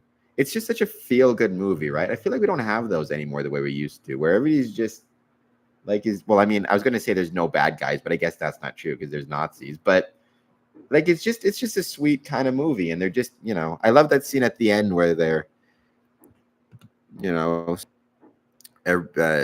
Somebody to Love, I think it's called, in the concert hall. It feels in that movie like it's just people are just finding a way to get along, and I do like that a lot, and just about having fun and loving each other, being good to each other, being nice to each other. It's really hard to do sometimes. Hard for me to do, that's for sure. But sometimes that's just because you're in it, All right. For some reason, this is not working. Let me know if you guys can still see and hear me okay, because I feel like my feed is going in and out. I don't know if I'm spent too long on this or what's going on, but I feel like it's being kind of funny right now on my end. Hopefully not on yours. I may have to try to do this through Google to see if that works, because it's not working on Instagram. So let's go. Or maybe Facebook might be the way to go with this. What's your favorite Blues Brothers song, Michael Moore? And what did you think of the sequel, by the way? Let's throw that in there as well, because I've never seen the sequel, but I heard it wasn't that great. I mean, it'd be hard without Belushi. I think it'd be really hard to pull off a good sequel to that movie. Oh, and Facebook is acting funny too. So maybe I don't know if it's my internet, but maybe we're not going to. No, it's not working on my phone. It's just on this computer. It's being difficult. So maybe we're not going to be able to do this. Sorry, everybody, if that's a lazy pick, but it's such a good movie. It's such a good song. And that SNL opening is, in my opinion, iconic. Maybe just even for Aykroyd's dancing, if nothing else. Sequel was a cash grab, so I'm guessing you didn't think it was very good. You know, here's what I'll say about that as like an idea. I've never minded like when people when a sequel is made. My assumption is always that they're kind of doing it to make money, like first and foremost. But you hope that they still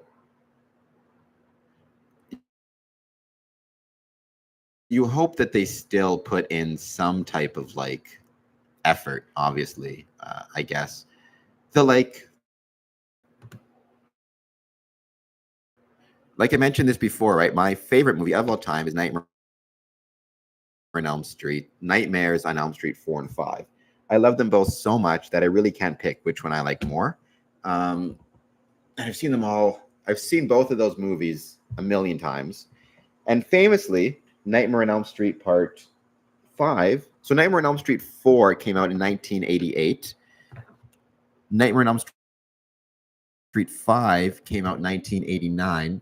So 1 year later, and it was famously considered like a cash grab in that it was just 1 year turnaround. It didn't do well at the box office. It still made money, but it didn't do super well at the box office or anything like that. But honestly, even though it's kind of considered a cash grab, it is, like I said, it's my on rainy days. It's on sunny days. My favorite movie is Nightmare Part 4 because I love them both so much. I can't pick which one is better. So what I decided is on rainy days, my favorite movie would be number 5, and on sunny days it'd be number 4. Storm. Carrie K, it was great to be here. Thank you. I have to go. Peace profound. Thank you, Carrie, for being here. Let's keep in touch through these live streams. And if you, like I said, if you want to talk more about co-Freemasonry and your experiences, I'd love to learn more about that and potentially do an episode of